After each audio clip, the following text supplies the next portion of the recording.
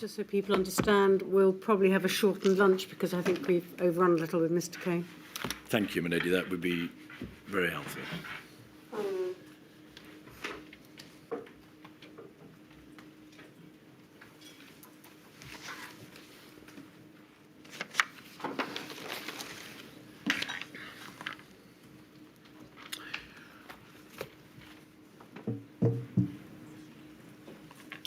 So, my lady, the next witness is Dominic Cummings.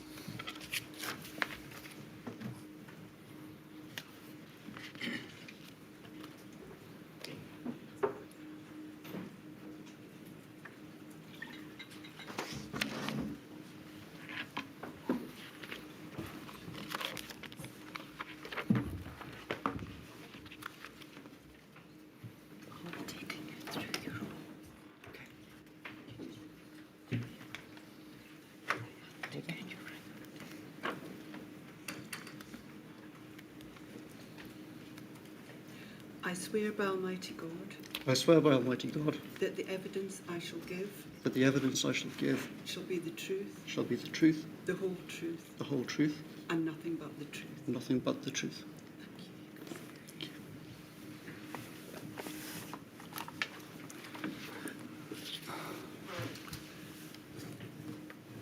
Mr. Cummings, could you commence your evidence, please, by giving us your full name? Dominic Mackenzie Cummings. Mr. Cummings, you have provided the inquiry with a lengthy witness statement dated the 12th of October, to which you have appended a declaration of truth. We take it, therefore, that the contents of your witness statement are true, and you've also helpfully provided us with a lengthy letter dated the 11th of November, in which you included a large number of screenshots of WhatsApps, texts, materials, and so on. Could we commence, please, with your career? The inquiry understands that from 2007 to 2014, you were a special advisor to Michael Gove MP. Is that correct? Yes. In October 2015, you became a director of the organisation Vote Leave, which culminated, of course, in the June 2016 referendum. And I think it's fair to say you were an architect in the successful Leave EU campaign. Forgive me, sorry, our campaign was called Vote Leave. The other one was called Leave EU. Thank you. On the 24th of July 2019, you became a senior advisor to the then Prime Minister. Is that correct? Yep. A general election was called relatively shortly thereafter. Did you, as is customary, resign as an advisor once Parliament had been dissolved, or did you stay in that post throughout the election campaign and then continue thereafter? I'm afraid I can't remember the exact legal status that I had between the election being called and through the election. There are complicated rules. And also I had a slightly odd role in that time because I was neither in campaign headquarters nor was I full-time in Number 10. I was kind of in a separate room, and I continued doing some government work during that time, for example, with NATO and some national security things. I think there was a terrorist episode, floods, various things. So I was sort of hopping around between two different things. All right. Mr. Cummings, I'm going to ask you, please, to remember that whilst you give evidence, it's essential that you try to keep your voice up and you speak as slowly as possible. That way, we may better understand your evidence. Did you play a part in the general election campaign, culminating in the 12th of December election? Yes. All right. I'd like to turn, please, to some of the government structures which form the large part of your witness statement and about which you express I think, what may fairly be described as very trenchant views, starting with the Cabinet. You say in your statement that the Cabinet was largely irrelevant to policy or execution in 2020. The combination of its size, the Prime Minister's inability to chair it, and its constant leaks meant it was seen by everyone in Number 10 as not a place for serious discussion. You go on to describe how those working in Number 10 see it as another problem to manage while real discussions happen elsewhere. The inquiry material shows that there were, although this may not be reflected in the minutes, frank and constructive debates held in Cabinet, as they say in diplomatic circles, and that there were important decisions made in Cabinet and important matters debated. Is that a fair summary, therefore, of the role of Cabinet during the coronavirus crisis? I think it depends, to some extent, it depends what you mean by the word decision. I mean, formally, a lot of things are decided in Cabinet, obviously, that's the formal constitutional structure. But very rarely is that actually a reflection of the reality of how the, quote, decision, unquote, is actually being made. So is it more of a reflection of the fact that important decisions started to become taken elsewhere, predominantly in Number 10? I wouldn't say it started to be. I think that was the case in 2019. And of course, it's been a feature for many decades of this trend increasing. If we may call that process a sidelining of Cabinet, did you contribute to that process, do you think? I would say more that I just managed it as a sort of like the weather. I mean, it was just a sort of fact of life. It was a combination of the constitutional crisis in 2019, the Prime Minister's own personal temperament, habits that had grown up in the Cabinet Office over many years, going back a long period. I actually said to the Prime Minister... Slow down, Mr. Sorry. Cummings, please, slow down. I Said to the Prime Minister... I suggested to the Prime Minister, both in the last week of the election campaign in 2019 and in the first week of January, when we discussed the future generally, that he should strongly consider A, a major reshuffle, and B, radically shrinking the size of the Cabinet back to where it was something like 100 or so years ago. Because as anyone who knows who has dealt with very large organisations, it's impossible to have serious conversations with 25, 30 people in around a table like that. The Prime Minister did not want to. Due in large part to your own WhatsApps, Mr. Cummings, we're going to have to coarsen our language somewhat. I apologise. You called ministers useless fuckpigs, morons, cunts, in emails and WhatsApps to your professional colleagues.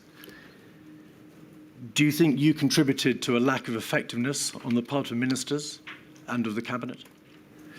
No, I think I was reflecting a widespread view amongst competent people at the centre of power at the time about the calibre of a lot of senior people who are dealing with this crisis extremely badly. Slow down, please, Mr. Cummings. Are you suggesting that your views expressed in those revolting ways were shared by others?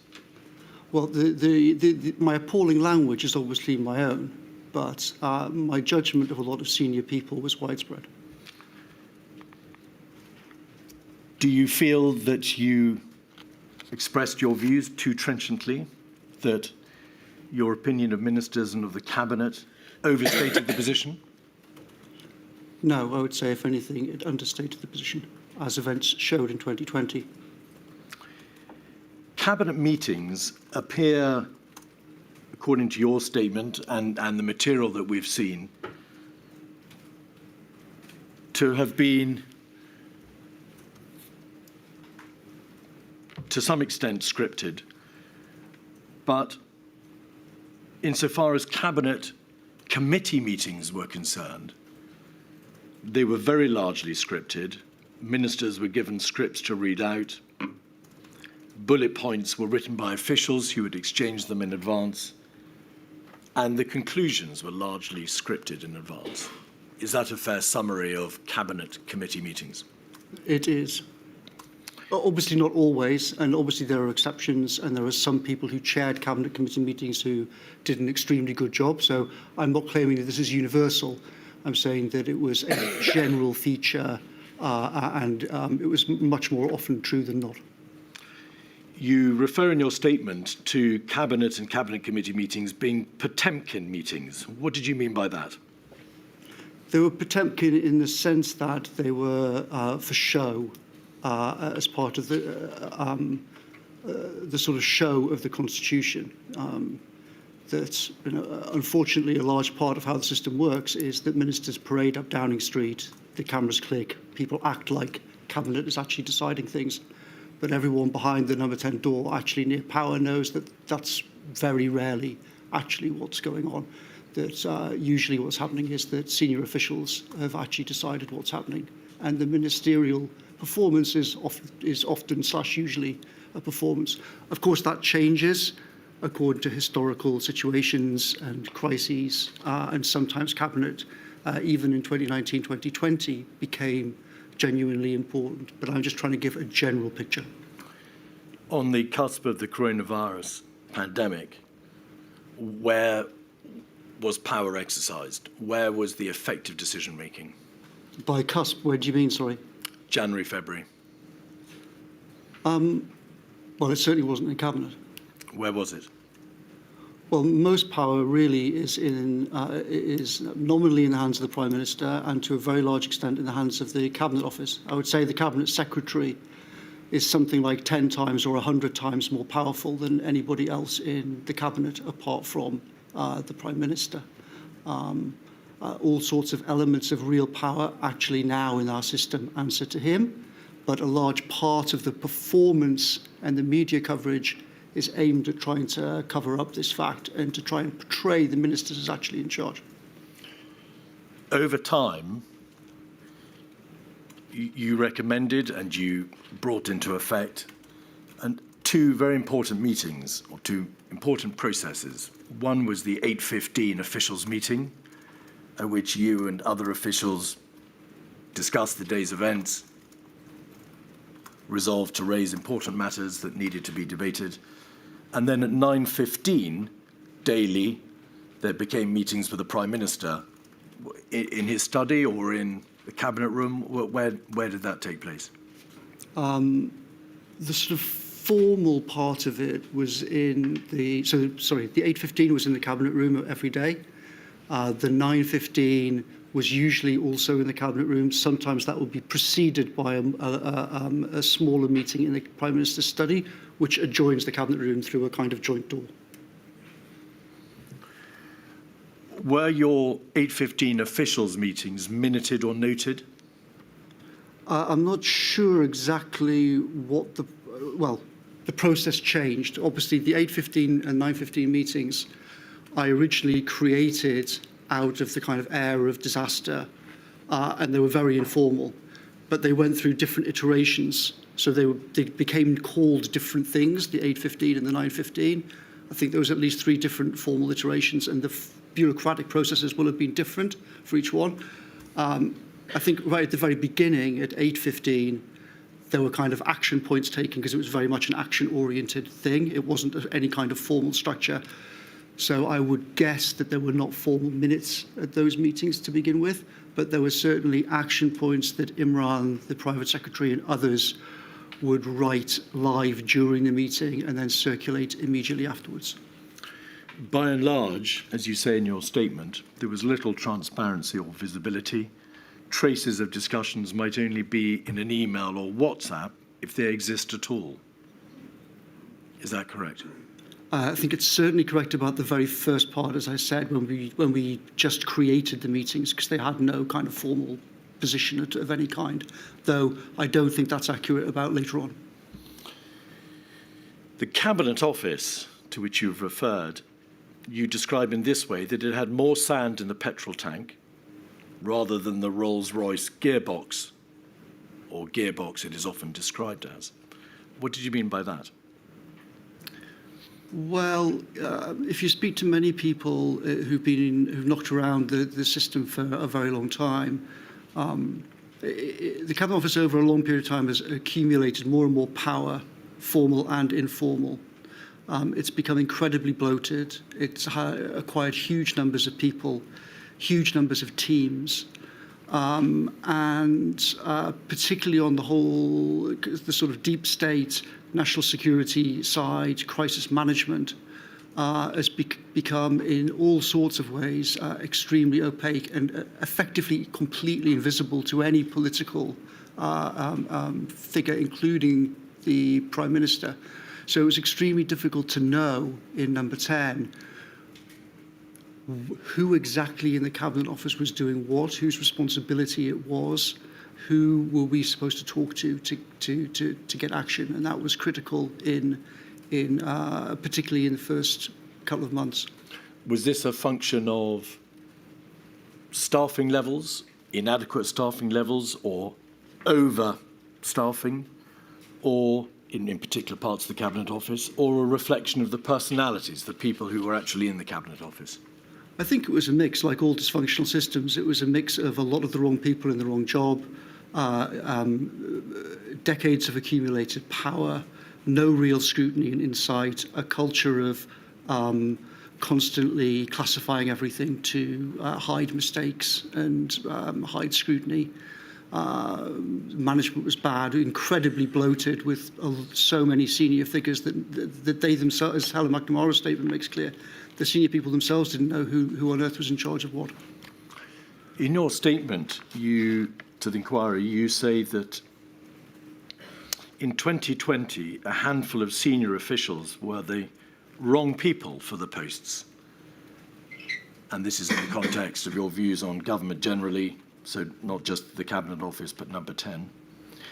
This meant they were unable to replace other people who were wrong for their posts. However, it's the Prime Minister who is responsible for the wrong people remaining in crucial jobs. Were, in your opinion, the wrong people in those crucial jobs in the Cabinet Office? Yes, I think that there clearly were some people in the Cabinet Office who were in the wrong jobs. The Cabinet Secretary and I had quite a few frank discussions about some of these problems going back into 2019. He actually removed some of the people at my request and moved them on to other things, though, of course, Whitehall being Whitehall, they were often promoted rather than actually removed. So, yes, there were, I agree with the thrust of your question. Who else did you have in mind by that observation, that there were the wrong people in those jobs? Well, I think the Cabinet Secretary at the time himself said to me that he had never sought that job. And he had serious doubts about the wisdom of combining the Cabinet Secretary's job and the National Security Advisor job. I think that was correct. Mark was a very able diplomat. He had enormous skills in all sorts of ways. But the way in which the Cabinet Office has evolved. So, if we take it. Well, perhaps we'll pause there. We'll just stay on the issue of the Cabinet Secretary. Okay. That Cabinet Secretary, Mark Sedwell, now Lord Sedwell, whom you've described as a talented and able diplomat in all sorts of ways, you denigrated and insulted by your WhatsApps and text messages, did you not? I guess so. I'm not sure exactly what you're referring to, but it's certainly the case that I came to the view that he did not have visibility of the fundamental disasters that were unfolding inside the Cabinet Office. You used obscenities to describe him, and then in a series of texts and WhatsApps, you said he was off the pace. His staff knew he was off the pace. He was unable, essentially, to function at all as the head of the Cabinet Office.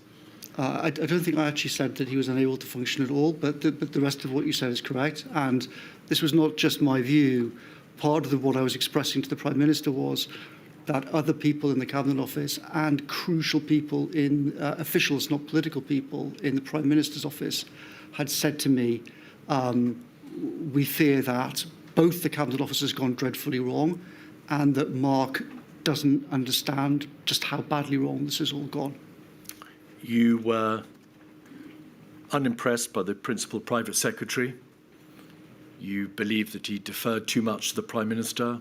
He didn't force him to face up to hard choices. Is that correct? Yes, I think that one of the that role is highly underrated, I think, in understanding how government really works. It's an extraordinarily powerful position in all sorts of ways. Again, much more powerful really than anybody in the cabinet apart from the Prime Minister. It's a critical role. My view was that a role like that in a country like ours should be filled by one of the absolutely most able people that we can possibly muster in our country. And I made that argument to the Prime Minister before January, during the election actually, about making a change in January. I lost the argument. Slow down, please, Mr. Cummings. Slow down. You lost that argument. I lost the argument. I made it again after the first wave, and I lost the argument again. Your views on the Secretary of State for the Department of Health and Social Care are very well known, and we'll be looking at some of your remarks about him in due course. But overall, the tenor of your statement, it's the effect, and this is to use your words, that senior ministers, senior officials, and senior advisors like yourself fell disastrously short of the standards that the public had to expect. Is that a view you adhere to still? It is. I also think there were many exceptional people, as I've tried to also explain in my statement, but they were all enmeshed in a fundamentally dysfunctional structure, and that meant that even the great people were often unable to do great work. You also say that it is completely crackers that someone like you should have been in number 10. Is that a view you still maintain? For sure. Ultimately, who bears the responsibility, Mr. Cummings, for appointing the individuals whom you have described in these terms? Well, lots of them obviously were appointed. Lots of the critical cabinet office roles were appointed before me and the Prime Minister arrived. The Prime Minister obviously bears responsibility for the Cabinet. He appointed the Cabinet in summer 2019. Contrary to all the media reports, I had zero involvement with that. I tried to get him to change it in January and failed. Tried to get him to change it in February and almost completely failed. Who appointed you, Mr. Cummings? Prime Minister. The inquiry has heard evidence that the Cabinet Office plays a vital role in government as the coordinating centre. It liaises with other government departments, it brokers issues, it resolves debates and issues between line departments. It is the hub of government. On your arrival in Downing Street in July of 2019, did you believe that the Cabinet Office was effectively performing that role? No.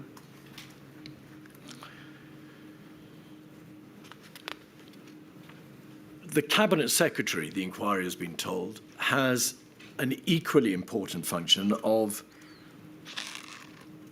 exercising such institutional levers as may be required in order to make other parts of government work. Were those institutional levers being effectively operated by the Cabinet Secretary when you arrived in Downing Street in July 2019? No, but I would also, obviously, it was the middle of the worst constitutional crisis in a century, and I certainly would be extremely unfair to blame the Cabinet Secretary for all the problems that we had at that time. Throughout the rest of that year and at the beginning of 2020, did you discern any improvement in the structural system concerning the Cabinet Office? In some ways, yes, I think it did improve. On the very first day that I arrived, I sent an email to the Cabinet Secretary regarding how I thought that Brexit should work in terms of the Brexit, what became known as XS, Brexit Strategy and Brexit Operations, XO. The Cabinet Secretary agreed with me. We set that up. I think almost everybody involved with the process thinks that it radically improved how the government dealt with such an extremely complicated question. And I think also everybody that I know who I spoke to about it thinks that, contrary to the impression that one often gets in the media, in fact, going through that admittedly nightmarish process of XO during 2019 actually proved extremely useful in terms of dealing with the COVID crisis. So overall, I would say, I did say to the Prime Minister in December 2019 as the election was ending, overall the system is completely dysfunctional. But within that, the Cabinet Secretary did make various important improvements, I think. Do you think your description of your colleagues, the way in which you described them, their functions, their abilities, their talents, added to that dysfunctionality? No, I think the opposite. I think my job, a huge part of the problem of the culture of Westminster and Whitehall that was so disastrous in COVID is people not speaking out about core problems. And I regarded my job as, I'm not a very smart person, I'm not a specialist in all sorts of ways, but I had built very effective teams. And I felt that a crucial part of my job was to say to the PM and to other people, if I thought that someone couldn't do the job, then to make that clear, because A, that's so fundamental to performance, and B, the issue is so often buried in Whitehall. On the 3rd of May, so after the initial crisis and the first wave, 3rd of what, sorry? 3rd of May 2020, INQ 253940, you sent an email to Martin Reynolds, the Principal Private Secretary, Stuart Glasborough, Claire Brunton, Imran Shafi, the Private Secretary for Health Matters, Education and other policies, Hannah Young and Emily Benyon, as well as Munir Mirza, and you copied it back to yourself. You said, we're wasting far too much time in crap meetings. We're not using the PM's time well. Changes from tomorrow. No papers go to PM on anything related to COVID-19, including from Cabinet Office and HMT, unless they're cleared by Shinner, that's Tom Shinner? Yes. Or me, nobody else. Any chair brief and anything related to COVID-19 must be cleared by Shinner or me, nobody else. And then there are some further directions concerning papers for prime ministerial meetings. Shinner, hire whoever else you think you need. 5, we must start cancelling meetings and telling the PM. And so on. Mm-hmm. Did that direction that nothing would go to the Prime Minister on COVID from the Cabinet Office and HMT include anything from the Cabinet Secretary? You mean, did that mean that the Cabinet Secretary could not write directly to the Prime Minister? Unless cleared by you or Tom Shinner. No. So who was being excluded, in effect, within the civil service from communicating papers to the Prime Minister without your intervention? So essentially what I was trying to do here, the actually quote, or me, unquote, is actually not really very relevant. What I was actually trying to do was empower Tom Shinner, who is an excellent official. We had a fundamental problem, we had many fundamental problems. The two most obvious ones were the Cabinet Office was a bomb site, and we had a huge problem of quality control of documents going into meetings, and inconsistent data, inconsistent facts being read out. And many officials had come to me and said, this is causing chaos. There has to be some a formalised system to actually grip this, because the Cabinet Office was a dumpster fire and Shinner was extremely able. Essentially what I was trying to do here was say, there has to be someone who actually takes responsibility for saying that they and a team have checked the information and are certifying that it's accurate, so that we would get away from these nightmare meetings that we'd had all the way through the previous few weeks, of documents coming up, people then saying this is wrong, this is out of date, everyone looking at each other like the Spider-Man meme, not being clear who's actually responsible. So I was trying to say, let's actually establish a proper structure for this with someone who everybody respected. Tom Shinner was, like you, an advisor with the civil service to the Prime Minister. With respect, he was not really like me, no.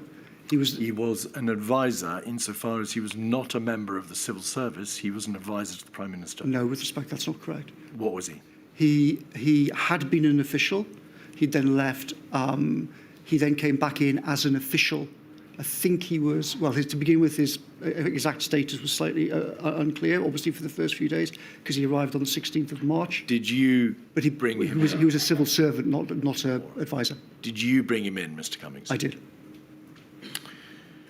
Was it wise, in hindsight, to concentrate this degree of control in yourself and Mr. Shinner?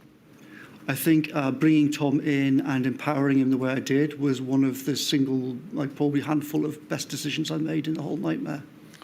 And by the way, the Cabinet Secretary strongly agreed with me. I think he'd worked with Tom Shinner on a lot of Brexit issues and with Jeremy Hayward a few years earlier.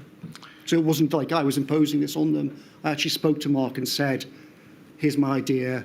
Are you happy with it? And he said, yeah, it sounds great, sounds great. On the 15th of May, according to your statement, you had a long discussion with the private office in Downing Street to review what had gone wrong with the Cabinet Office. You raised issues about lack of coordination across Whitehall, the duplication of requests, in essence, a failure to grip whatever issues or problems confronted the Cabinet Office.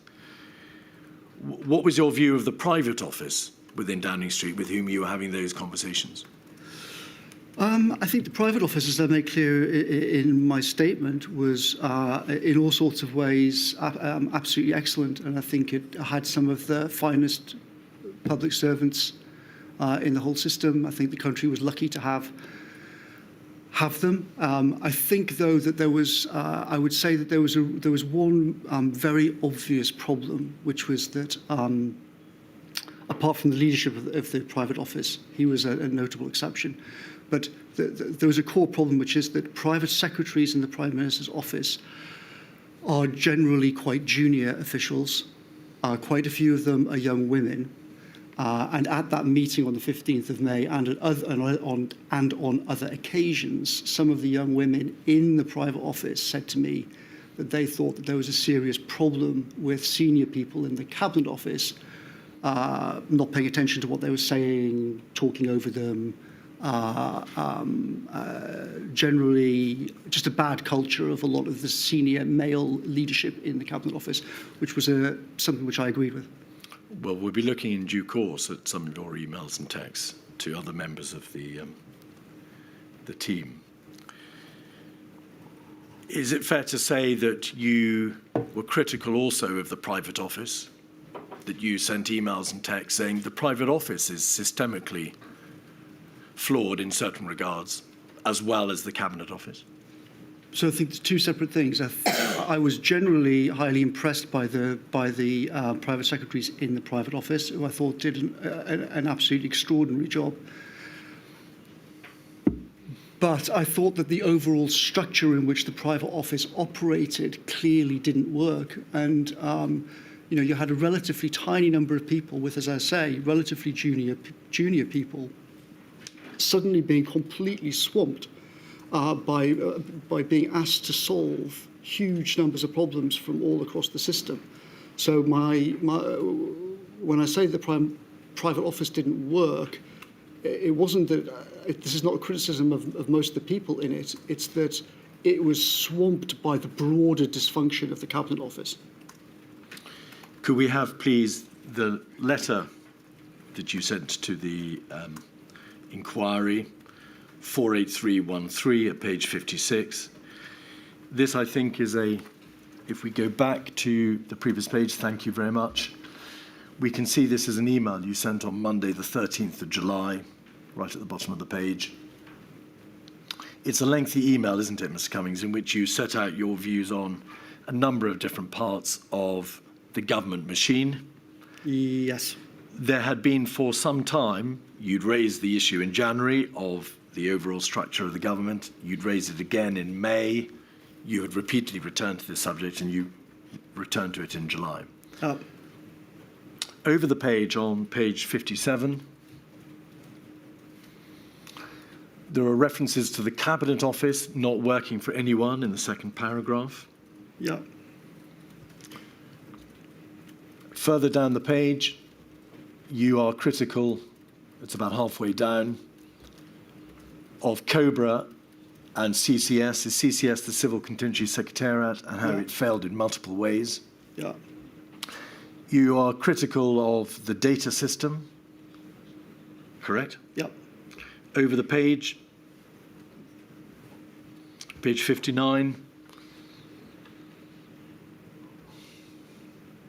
you are critical of institutional friction, turf wars, the existence of blame games.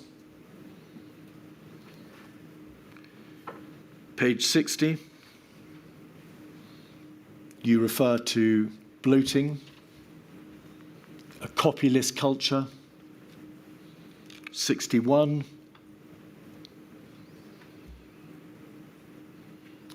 we've experienced disaster, the PM has said sort it out. We're still a low-performing entity while dealing with the next phase of COVID and economic horror. We need a timetable for key actions. Simon and Tom should informally scout out possible key people for this now. Was there any part of the government machine, Mr. Cummings, in which you did not find fault?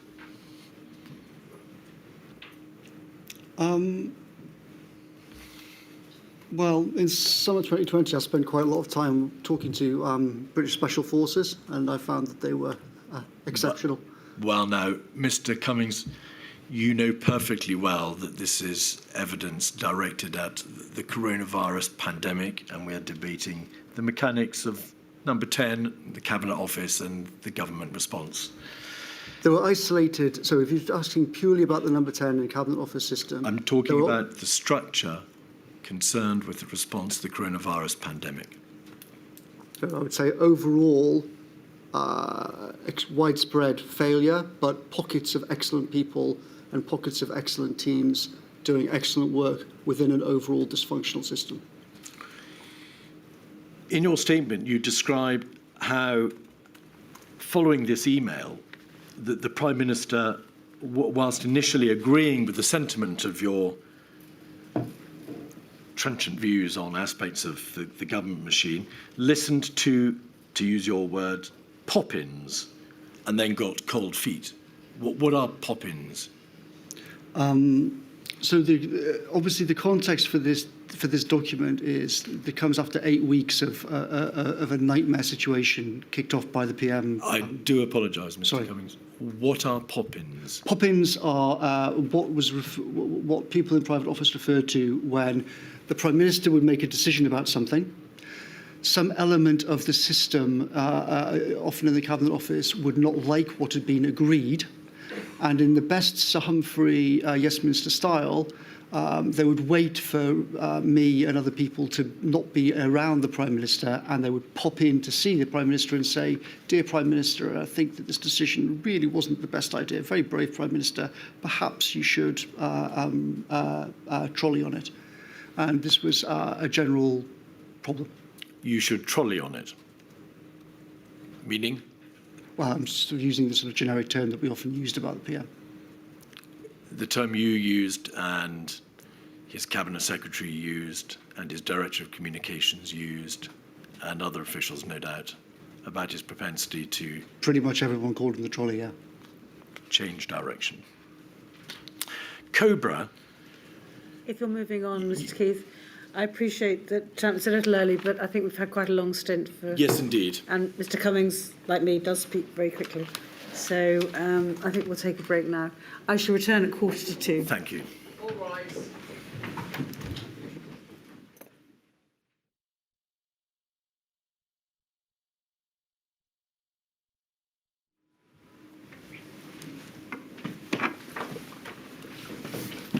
Mr. Keith. Mr. Cummings, Cobra. In your statement, you say Cobra works well where the crisis is not too big. And it became clear that less and less was done in Cobra from March, April, May onwards. Why was Cobra not effective in the context of the coronavirus crisis? There's multiple reasons. So one obvious thing was that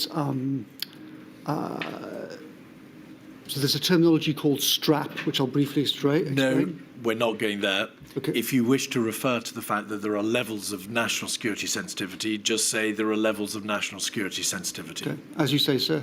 So that's one problem, which means that both the data that goes into into Cobra is strictly controlled, and so is the hardware strictly controlled. So there were physical and data limitations on how Cobra worked entirely properly because of the requirement to keep the physical area secure from Russia and China and blah, blah, blah. Right.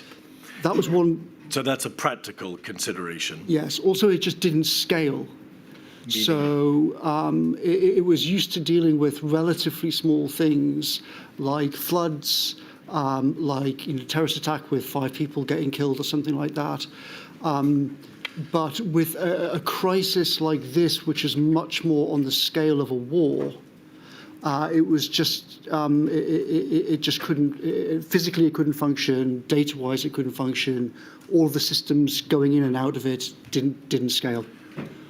Was the Prime Minister rather averse to attending Cobra on account of its physical location? It's hard to say. I mean, he certainly preferred to be in his study, and he didn't like going to Cobra. I deliberately put the, so as I referred to earlier on, when we created the XS and XO structure, I deliberately put that in Cobra so that there were kind of live screens on the wall. We could record action notes in real time. It was just a more effective way of handling the ministers and handling the decision making. He wasn't enormously keen on it, no. Right. Cobra was still used from March 2020 onwards, despite the institution of the 9:15 daily meetings in Downing Street. Was an important part of the continuation of the Cobra system the fact that it allowed the devolved administrations to take part in the process? Correct. I mean, my sort of impression / memory is that from roughly speaking mid-March, the main function of Cobra after that was actually the sort of the process, rather Potemkin process of handling the DAs. In fact, I'm not sure if I even went back to Cobra for COVID after something like the 12th or 15th of March. You ran down the Cobra system, Mr. Cummings, because your view was that with the devolved administrations party to that process, there was an unacceptable risk of leaks. You were violently opposed to the fact that the media was briefed afterwards, and you were against, therefore, the continued use of Cobra as a crisis resolution machinery. I'd say that that's overstating things. So first of all, I didn't have the authority to run it down and didn't run it down. I think it's more accurate to say that it was superseded by broader things. It was superseded by the 8:15 meeting that I started, the 9:15 meeting, how those two meetings evolved into the COVID task force. So I didn't run it down. It continued, and I'm sure in some ways it did very useful work. And also, it's important to point out, unlike other parts of the system that I've been very critical of, the people who ran Cobra, in my opinion, did an extremely professional job. The problem was not, in this instance, similar to the Cabinet Office, where a lot of the people were unsuitable. The problem here was a much more structural one, that the Cobra thing just didn't scale to what was needed. Could we have page 22, please, of your letter to the inquiry, 48313? This is a message, a WhatsApp between yourself and Mr. Johnson, dated the 12th of March 2020. Sorry, sir, it hasn't popped up. I can't see It'll come. if it's important.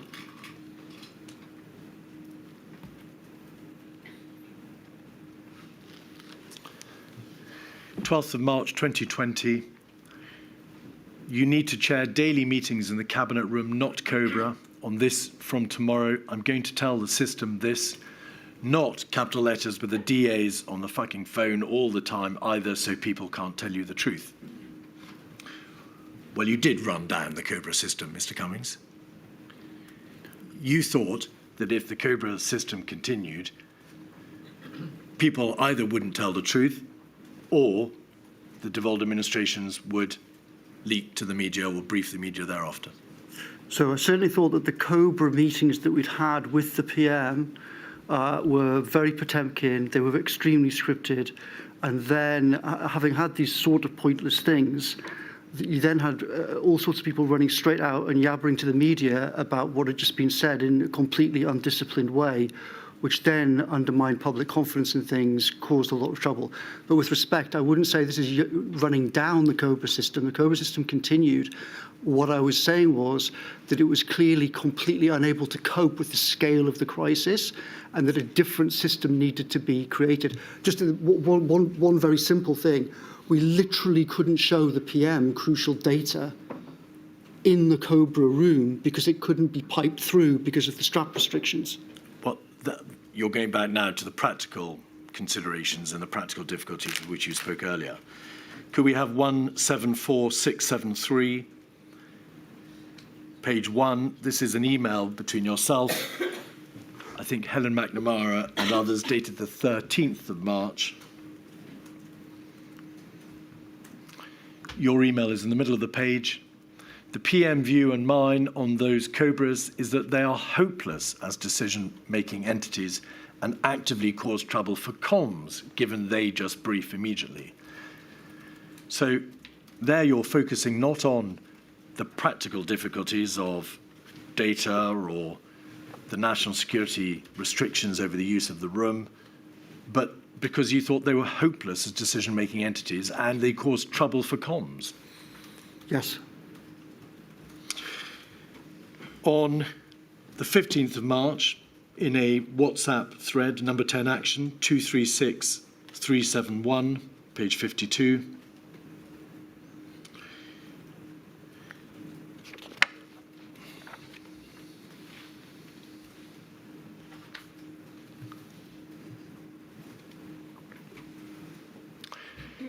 This is a WhatsApp sent after Mark Sedwell, now Lord Sedwell, the Cabinet Secretary, had produced a note to the Prime Minister concerning the committee structure moving forward, the institution of something called ministerial implementation groups and the 915 meetings.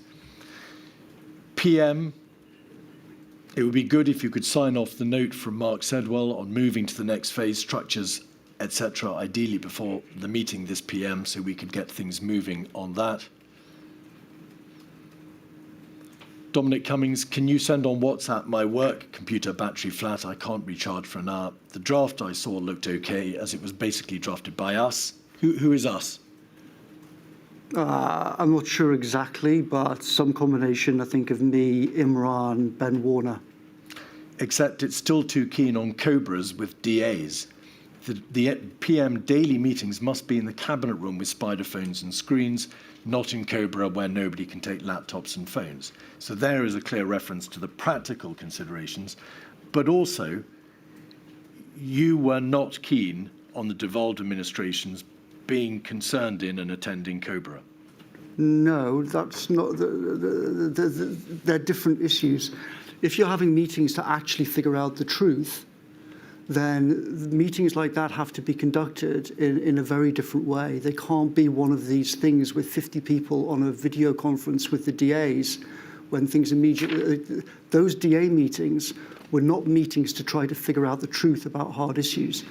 They were meetings as part of the kind of performance and coordination and the constitutional function. And my concern was that even at this late stage in the crisis, a lot of people in the Cabinet Office were still fixated on the kind of Potemkin, maintaining the Potemkin aspects rather than actually getting to the heart of things. And we couldn't get to the heart of things in that room because you literally couldn't take in the information and show it to the PM and have a proper discussion about it. Why did you want Michael Gove to be in charge of regular devolved administration updates and not the Prime Minister? I thought Gove would handle it 10 times better. Handle what 10 times better? Handle the process of dealing with the DAs.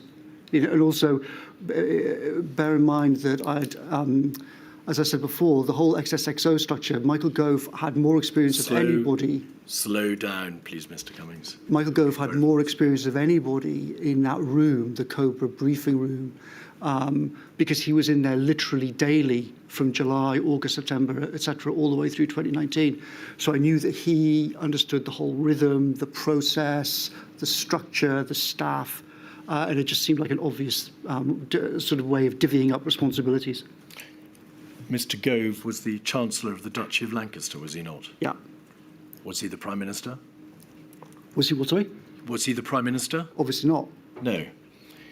Did you not want the Prime Minister to be in a meeting room with the devolved administrations, the constituent parts of the United Kingdom? I thought it preferable to have the Prime Minister actually focused on the impending catastrophe that we faced on that day. And I thought that, generally speaking, him talking to the DAs did not advance any cause. The devolved administrations had an entitlement, surely, to be able to confer with the Prime Minister of the United Kingdom in the face of this unprecedented crisis. They did, and they did confer, but generally speaking, it was better for them to confer either with officials or with Michael Gove than with the PM. Was number 10 any better? You describe it as a hopeless structure for dealing with a major crisis. What did you mean by that? I mean, I don't know how much detail you want me to go into. Well, be succinct, please, Mr. Cummings. Why was it a hopeless structure? Well, number 10 is not configured to be the nerve centre of a national crisis like COVID. Because of the absence of personnel or the absence of structure that allows people in number 10 to liaise with all the other parts of government? In every way, physically, in terms of in terms of the physical layout, and the lack of the proper rooms that you would have for a crisis centre, in terms of the personnel, in terms of the power, as I've tried to explain. Real power on these things is almost entirely in the Cabinet Office, not in number 10. So number 10 was just completely unsuitable for this. That's why I tried to change it in January and try to change it again in the summer. In paragraph 301, you say, as with the Cabinet Office, its problems and lack of specialist skills combined with its responsibility for human resources and recruitment, there were problems with the number 10 structure. You brought in friends or colleagues, Tom Shinner, who may have been a member of the civil service, but he was also an advisor, Mark and Ben Warner, Demis Hassabis. Why didn't you approach the relevant parts of the Cabinet Office in number 10 and say, we need other people taken from other parts of government and brought into number 10? Why was it necessary to have your friends, your colleagues, put into number 10? Well, I did do exactly what you just asked. What you said, why didn't I do that? I literally did do that at scale. I spoke to the Cabinet Secretary about it, the Deputy Cabinet Secretary, multiple other people in the Cabinet Office. Part of the whole point of bringing Tom Shinner in was that I knew that he had been involved in the Cabinet Office with the whole Brexit no deal preparations, which was as close as anybody had had, probably since World War II, to actually managing an extremely large-scale, very, very complex set of operational and logistical questions. I knew also that Tom had because of this, and also because of some other aspects of his career, which I won't go into, extensive networks across the system, into the military, into all sorts of things. So he was much better placed than me or anybody else really in number 10 to know, oh, we should call General so-and-so and get him to help with this. We should get so-and-so in to help with that. So that was the logic behind bringing Tom in. Was Mark Warner a member of the civil service? No, Mark Warner was is a CEO of an AI company, but he was working at that time with Simon Stevens and Patrick Vallance on data issues around the NHS completely fortuitously. So it obviously made sense, given that him and his company were kind of embedded in the NHS structure. And so, sorry, just to make it completely clear, Mark and faculty got involved with the NHS and data before COVID ever started. So they were already in there working on these issues. So it obviously made sense for us all to kind of integrate. And then they helped build the dashboard. Was Ben Warner a member of the civil service? He was a special, well, I think his status at this time was actually, might not have been officially confirmed, but he became a SPAD. When you asked him to join Number 10, did he come from the civil service? He did not. Did Demis Hassabis come from the civil service when you asked him to attend SAGE and to assist you in your hour of need? He was CEO of DeepMind. He was a very different category of person. Was he a member of the civil service? Of course not. No. Neither was Tim Gowers. He was Professor of Maths at Cambridge. A number of witness statements before the inquiry refer to the fact that there was a dysfunctionality, a lack of a proper working relationship between the Cabinet Office, Number 10 and other departments. There was a lack of clarity about who was leading. There was an overall absence of a sufficiently organised response. Nobody knew, in essence, who was in charge. Who do you go to in order to get decisions out of the government machine? Would you agree with those sentiments? That was a general description, 2019 and 2020. I would say it improved, obviously, once the COVID task force was created. That brought in a lot more clarity and the kind of COVID-S, COVID-O. So things certainly improved from the summer, partly thanks to Tom and Helen McNamara and others. But certainly until we did that, it was extremely chaotic.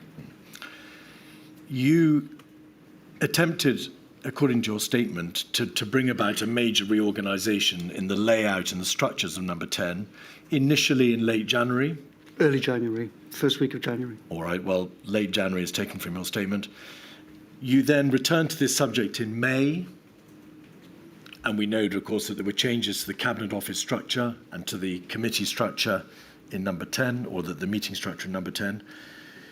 Did you, in general terms, have success in your attempts to reorganise the structures?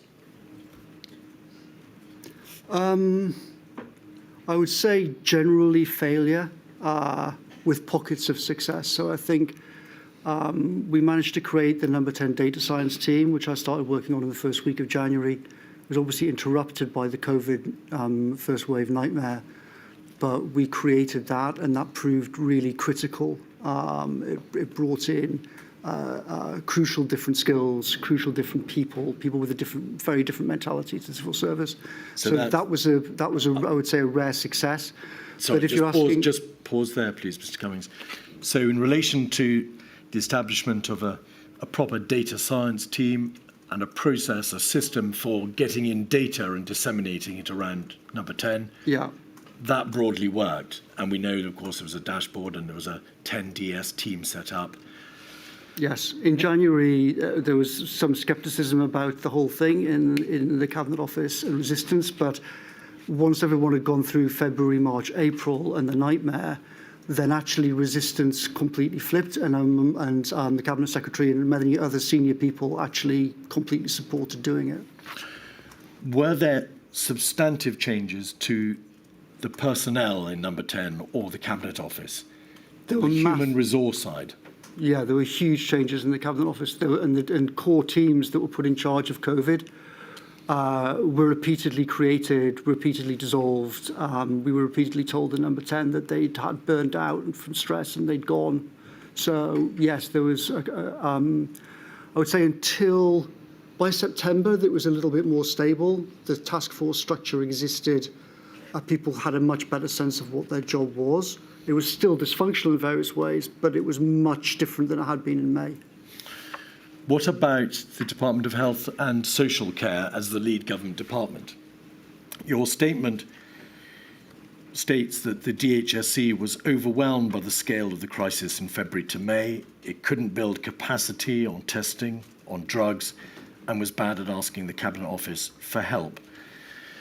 When it became apparent that the DHSC was unable to discharge the heavy burden placed on it as the lead government department, why were changes not instituted?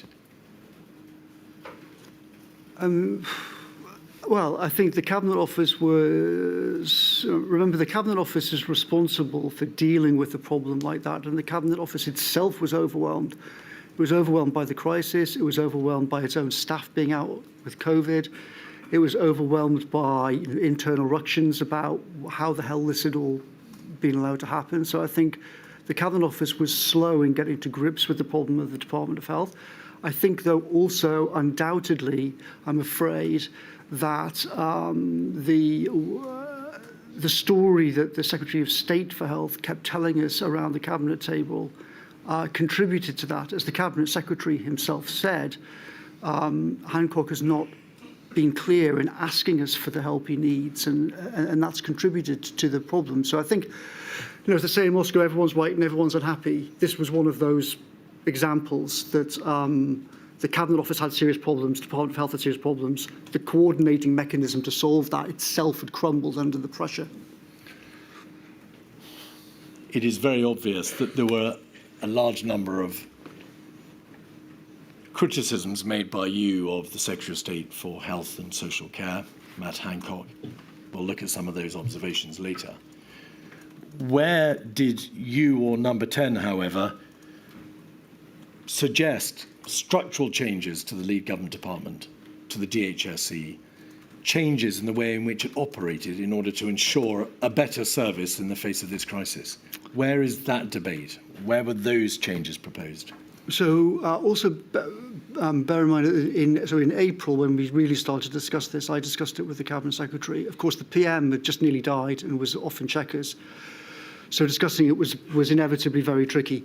But I talked to the Cabinet Secretary in April about these issues. We discussed the possibility of splitting up the Department of Health in various ways.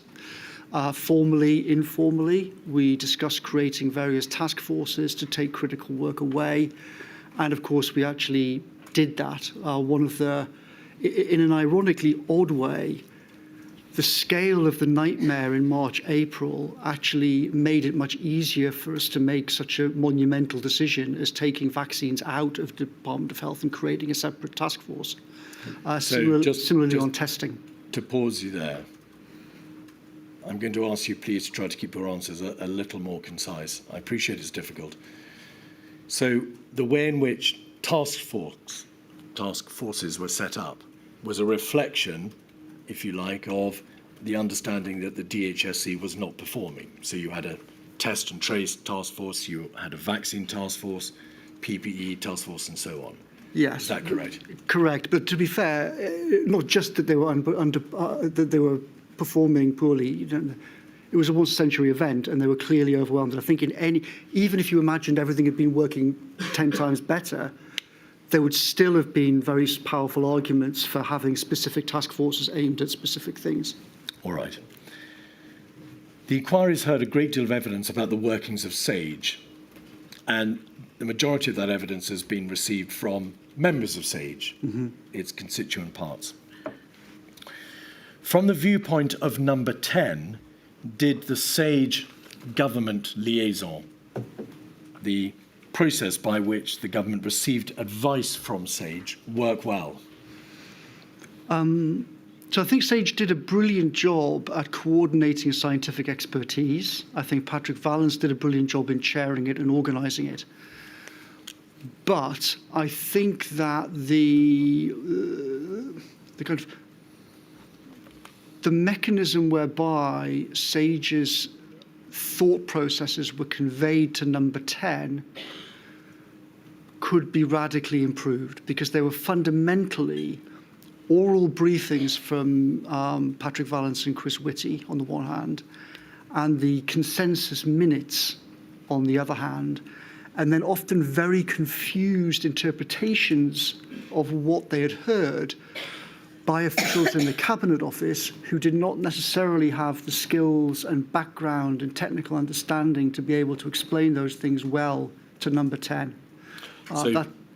Pausing there, just to split those answers up, please, Mr. Cummings, in relation to the reporting system through the Chief Medical Officer and the government's Chief Scientific Advisor, were those briefings by them to government recorded or were they oral? What do you mean by recorded? Do you mean minuted? Well, were they minuted? Did they produce papers in support of everything they said? Or was this funnel of communication largely an oral one? It was largely an oral one, though, of course, the private secretary would record notes from the meeting and then issue action points and other things in the normal way from the private office. The SAGE minutes were, as you've described them, consensus documents, and others have described them similarly. Did number 10 get a proper understanding of the width of debate that had taken place before SAGE and of the nuance of these extremely difficult and complex issues? In my opinion, obviously not. I mean, there's no substitute for actually listening to these conversations oneself and interrogating people. I'm not saying by that the SAGE minutes themselves were a bad product. I think they were a good product and a useful product. But if you're asking about the nature of a crisis like this involving the Prime Minister having to make extraordinary decisions, he obviously needed much richer information than the SAGE minutes could provide. You are critical in your statement of the way in which the Cabinet Office commissioned work from SAGE, and you say, on occasion, the wrong questions were asked of SAGE. Mm-hmm. You, and we know, I think, Demis Hassabis, your friend, attended SAGE. Why did no one say to SAGE bluntly and plainly, we want you to indicate much more clearly what your recommendations are. We need a much clearer understanding of what you suggest. And this is the government strategy, so that you know to what you should direct your advice. Well, with respect, it wasn't my job to try and commandeer SAGE and start giving them orders about how they should operate. I spoke privately to Patrick Vallance about things. I suggested, for example, getting some external people like Gowers and Hassabis to attend and listen and review the papers. But it wasn't for a political advisor to start giving SAGE orders about how it should operate. Well, if you'll allow me to suggest, Mr. Cummings, you weren't just a political advisor. You were in a position to exercise a significant degree of control and power at the heart of number 10. If you saw there was a problem in terms of the route of advice and the communications that you were receiving, why was this not publicly raised? Well, as you know from the various evidence, I sent Ben Warner to attend the meetings and discuss them. I listened to some of them myself.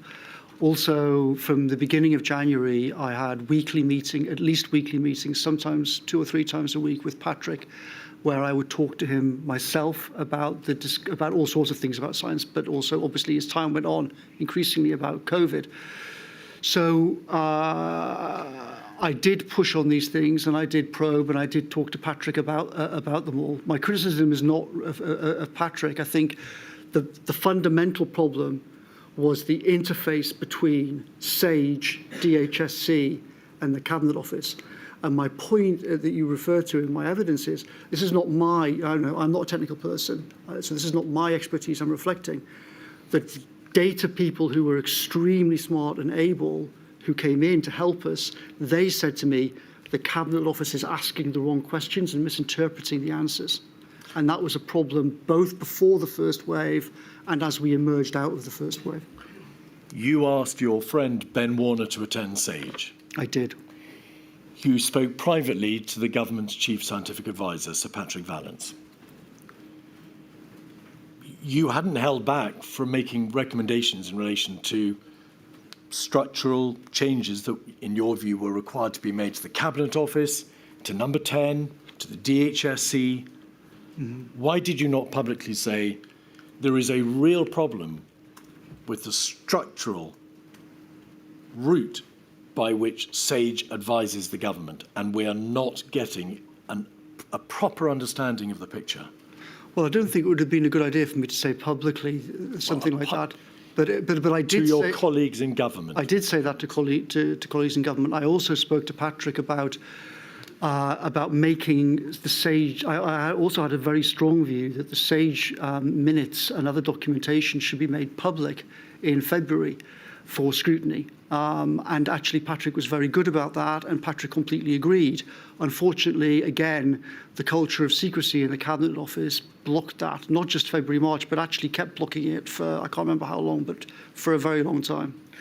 In your statement, in relation to the issue of the substantive advice you received from SAGE, or rather the advice that the government received from SAGE, you say that it was represented to the government that SAGE was broadly in agreement with the strategy of mitigation, and we'll come back in a moment to look at that in more detail, or Plan A, as you call it. Yeah. But that subsequently you were told that SAGE members on the SAGE committee, denied that they had been generally in support of a mitigation strategy. Yes. When were you told that that representation of SAGE's position was inaccurate? I'm not sure exactly, but you could start to see it in what they themselves said after the first lockdown happened. From that point on, a lot of people around SAGE started to talk as if they'd been recommending this for a long time, whereas, as you can all see from the evidence, they weren't even recommending it in the week of the 9th of March. That was obviously an extremely serious problem. The government's sole scientific advisory group for emergencies was not, it would seem to you, and what you were told, accurately giving you a proper reflection of the debate in that committee. Well, I wouldn't put it like that. I think actually I would say the problem in lots of ways was actually worse than that. All right. That it was represented to us, even in the week of the 9th of March, that that SAGE collectively agreed with the DH plan of single peak herd immunity by September. And indeed, as you can see from the public record on YouTube, many people from SAGE actually gave interviews that week articulating that Plan A strategy. So, at least after the first wave, Mr. Cummings, it was obvious to you that the information that you had received from SAGE on behalf of the government was to some extent inaccurate. It hadn't been a fair reflection on what you've said of the views of its members. SAGE, you say in your statement, had not made plain that there was a viable alternative to mitigation. They had not made plain, at least until quite late in the day, that the numbers of deaths and hospital cases would be massive. Sorry, the last sentence is not accurate. Until quite late in the day. When did SAGE tell you that they had concerns that the infection fatality rate and the infection hospitalisation rate would mean an inevitable wave of death and hospital cases? I don't remember the exact date, but if you look at multiple graphs from COBRA that went through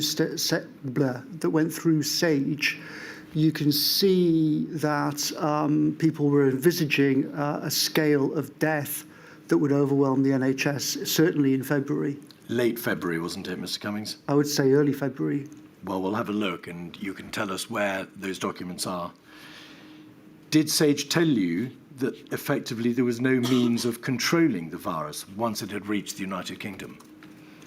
I wouldn't say that SAGE told us that. I would say that Number 10 was told that was the consensus view of CCS in the Cabinet Office and Department of Health and SAGE, that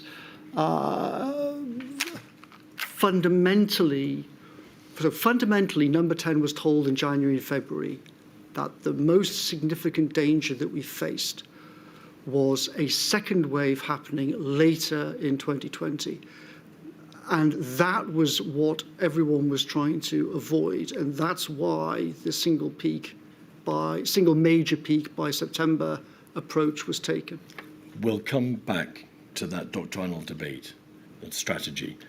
But I'm asking you, Mr. Cummings, why, if it had become apparent to you that you had not been able to understand accurately what SAGE believed, or you had not received a fair reflection on what SAGE was debating and what it thought.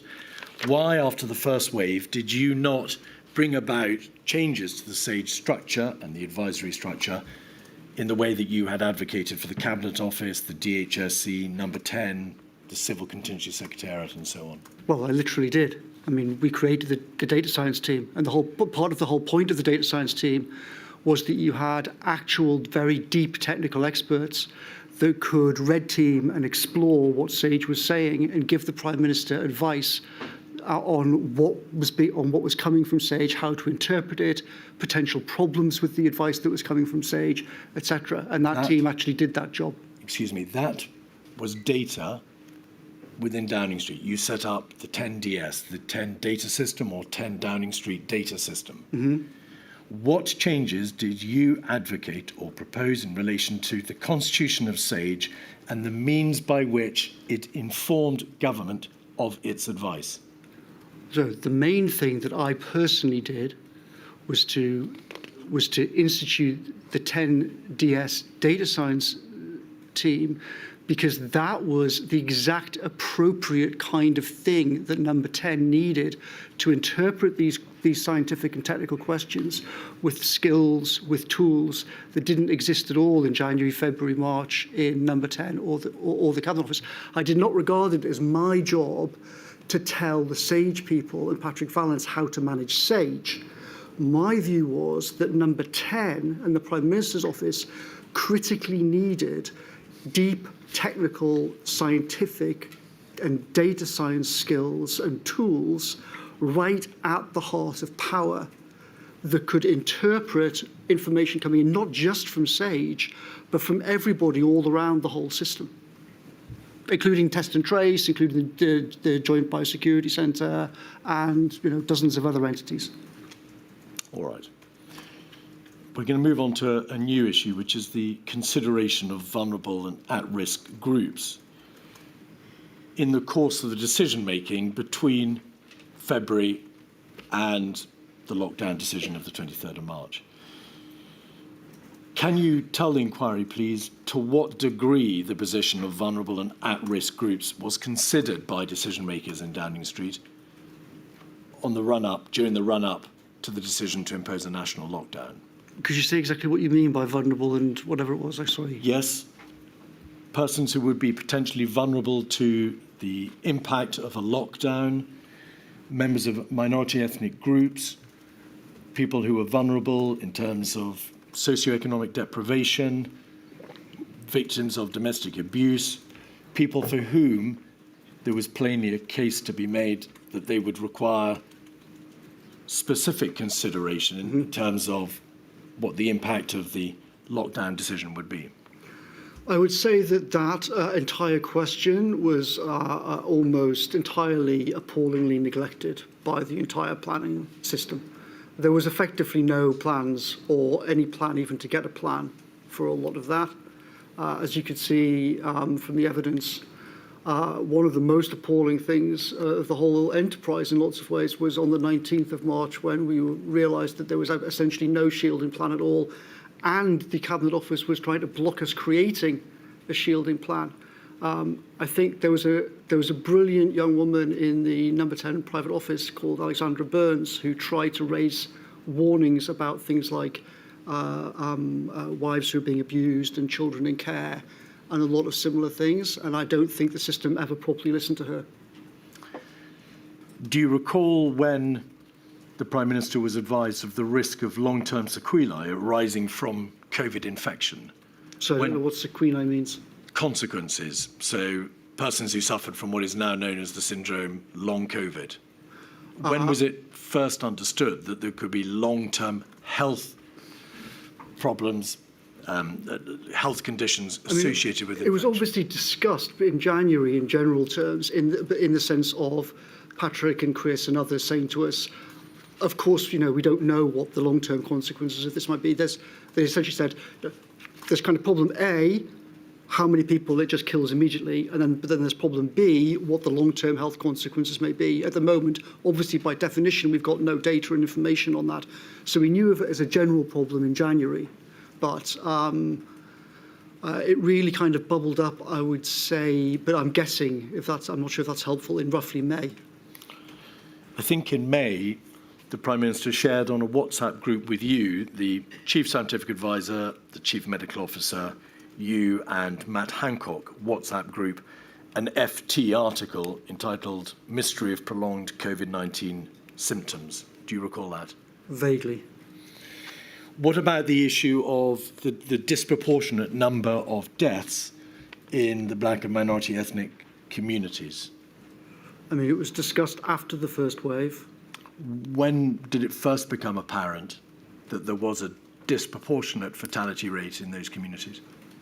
I can't remember, I'd be guessing, but I think the data that came out of the first wave showed that that was an issue. All right. Preparedness. Much of your statement focuses on your opinion that there had been a critical failure to plan for the type of pandemic which, in the event, ensued, and an absence of critical capabilities, as you describe them. In essence, that in January and February 2020, there was no system, no plan, no structure in place that could have allowed either the borders to be sealed or for any kind of scaled up test and trace process. Dealing with those two aspects in turn, in relation to the borders, the material shows that in Downing Street there was regular reconsideration of what could be done in terms of keeping the virus out of our border. What was the advice that was received from SAGE as to whether or not that would be an efficient or effective process? It was twofold. First of all, it was that, threefold. First of all, we didn't actually have the capability to do it because obviously Britain has not been able to control its borders for many years. It doesn't have data to do it, doesn't have infrastructure to do it in general, never mind for a pandemic. So, first of all, there wasn't the capability. Second, we were told, even if we had the capability, it would only delay things by a relatively trivial amount. And third, of course, people at that time, the reaction from a lot of people was closing the borders is racist. You remember when the supermodel Caprice said on TV, why aren't we closing the borders? A lot of people, public health experts, mocked her as if she was an idiot. That was the prevailing conventional wisdom from the public health system, and was reflected, the dismissal of Caprice, I would say, was reflected in number 10 by the public health system. And of course, if you're going for a single wave herd immunity by September fundamental strategy, then faffing around at the borders wasn't regarded as relevant or coherent with such a strategy. By that, do you mean if the strategy of the government was to accept that by mitigating the worst severity of that first wave of the virus and thereby allowing a proportion of the population to become infected nevertheless, there was no point in trying to shut our borders because part of that strategy entailed allowing part of the population to become infected. Is that correct? That's what the Prime Minister and I were told. And, yeah. But SAGE and NervTag specifically advised the government against border screening because they took the view that it would be ineffective. You can't test in the absence of a testing system for asymptomatic patients. You can conceal your symptoms. You may even become infected on a plane and no symptoms will show until after you've arrived. So did the government not appreciate that in practical terms, such a step would be extremely difficult to put into practice? Well, yes, we would I'm not sure if I've misunderstood, but one of us has misunderstood. We were told that it was impossible. We were told the British state couldn't do it in January. We didn't have the infrastructure to do it. They didn't have the tests to do it. Didn't have any of the things that you need to do it to control the border. But at the same time, it wasn't regarded as a big problem, given that people didn't want to control the border anyway. Is that fair, Mr. Cummings? Sage and NervTag produced papers which were sent to the government and which you presumably saw, setting out why in practice screening, restrictions, or even an elemental quarantine system would not work in practice. It wasn't a doctrinal position, was it? No, well, I think that obviously if you're just saying, do you actually control the borders, does that solve the problem? Of course, the answer is no. And if you're looking at just at the specific issue of what the effect of controlling the borders would be, then of course the answer is clear. And what Sage and NervTag said, Surge and NervTag said makes sense. But that's obviously not the real question. The real question is, should you have the capabilities like Singapore or Taiwan to combine actual serious border control with a domestic test and trace regime and the data to support it and all the other things you need to support it, and then roll out mass testing? If you had the capability to do that, which I very strongly suggest this country ought to acquire, then obviously controlling the borders is a critical issue. Mr. Cummings, without a scaled up test, trace, contact, isolate system, shutting the borders will not suffice on Correct. itself. So the problem here was not that there was a doctrinal decision not to consider shutting the borders. It was that in practice it would do no good, and without a test, trace, contact, isolate system, and there was none, it would never work. Correct. Is that the nub of the issue? It's half of the nub of the issue, but the other half of the nub is that if you regard the whole thing in a fatalistic way anyway, which DH and the Cabinet Office and Sage did at the beginning, and you think that there is no effective alternative to herd immunity, if you say that at an overall conceptual level, there's either A, shape a curve towards herd immunity, or B, try to build your way out of the problem. The entire system in January, February, early March thought that the only plausible approach to this was to shape the curve of herd immunity. No one thought it was really practical to build our way out of the problem. The fundamental U-turn that we shifted to was to try and build our way out of it instead of fatalistically accepting. The material shows that you spent a great deal of time in April, May, June, trying to get on top of the test problem. Yeah. At what point in January and February, or indeed even March, did the penny drop in the government that the absence of a scaled up or significant test and trace system effectively meant there was no means of controlling the virus once it had reached the United Kingdom? Well, of course, until the week of the 9th of March, the entire system was just sort of rolling along the single peak strategy by September. And there were conversations and references before that week to, we've obviously got to do more testing. But that wasn't that was more just sort of, we need more tests for the NHS and maybe a few thousand and blah, blah, blah. It wasn't conceived, testing wasn't conceived at the end of February, beginning of March, in the context that it would be seen in April, May, June, i.e. scaling to hundreds of thousands, then millions, then potentially tens of millions. I think what really brought it home, certainly to me in the PM, was when we were suddenly told in that week of the 9th, and it was one of the things that involved pennies dropping, that essentially testing had been stopped. 12th of March. Yes, if you say so, but I mean, it was around then. And so that we can understand the importance of this issue, is it your position that if there had been a sophisticated, competent system for test, trace, isolate in existence or brought into existence in January, February, March, and other countries, the inquiry is aware, did precisely that. South Korea is a very good example. It may not have been necessary to go the whole hog and to mandate the imposition of a national lockdown, because the means of controlling the virus would have been at hand with the test and trace system, and therefore no need to control it with a lockdown.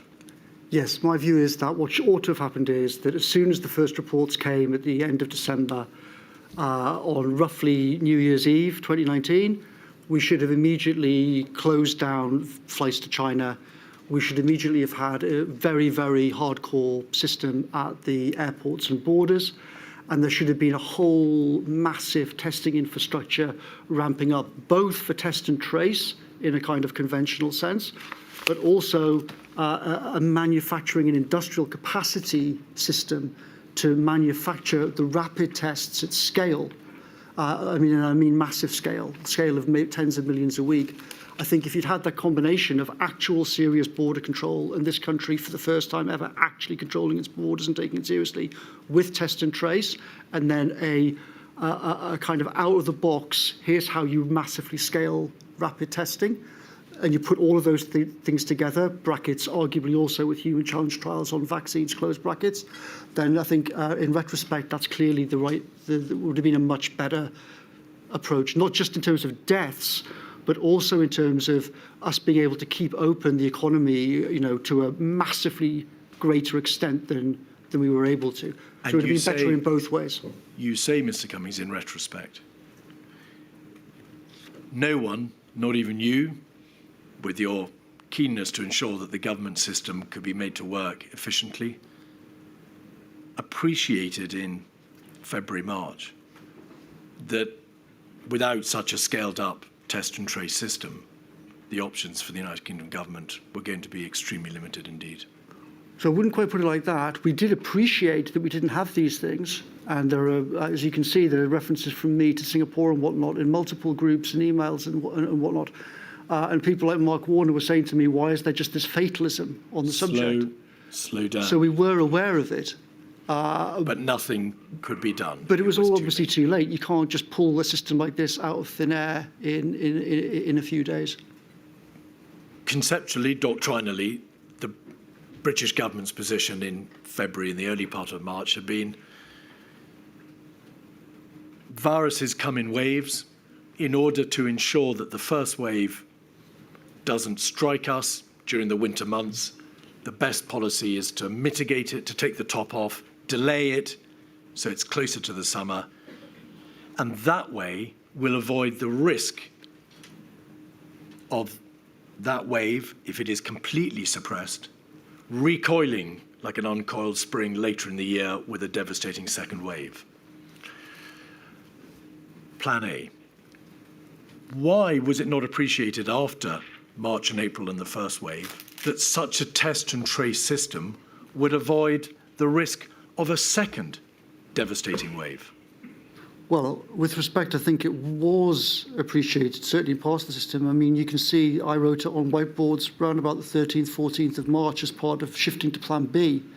So, so people in Department of Health and elsewhere were building up testing in February, early March. There were plans to do that, but they were not thinking at that time about test and trace.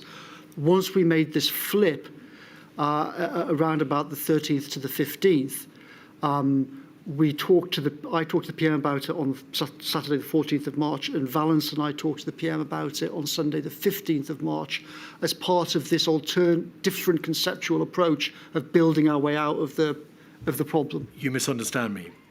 During that first stage with Plan A, with mitigation, the argument being put against suppression was it'll recoil like an uncoiled spring with a devastating second wave. If you push the first wave down, it'll spring back. Yes. So before the change in strategy, why was it not understood? Well, don't worry. We will deal with the first wave, but by the time the second wave comes along, if it does recoil like an uncoiled spring, we can deal with it with a proper test and trace system. Why wasn't that debate had when the government was still in the first strategic response? So Plan A. if you're asking why were we not talking about test and trace before roughly, say, the 13th of March, the answer is because no one, before, remember, in the first time that there was no plan for lockdown at all in the week of the 9th. The plans for lockdown only came after we started to change. So there was no, the whole point of the problem up to the week of the 9th was that the whole system fatalistically thought there was no way you could possibly do a lockdown in Britain. It was thought of as the completely crazy idea.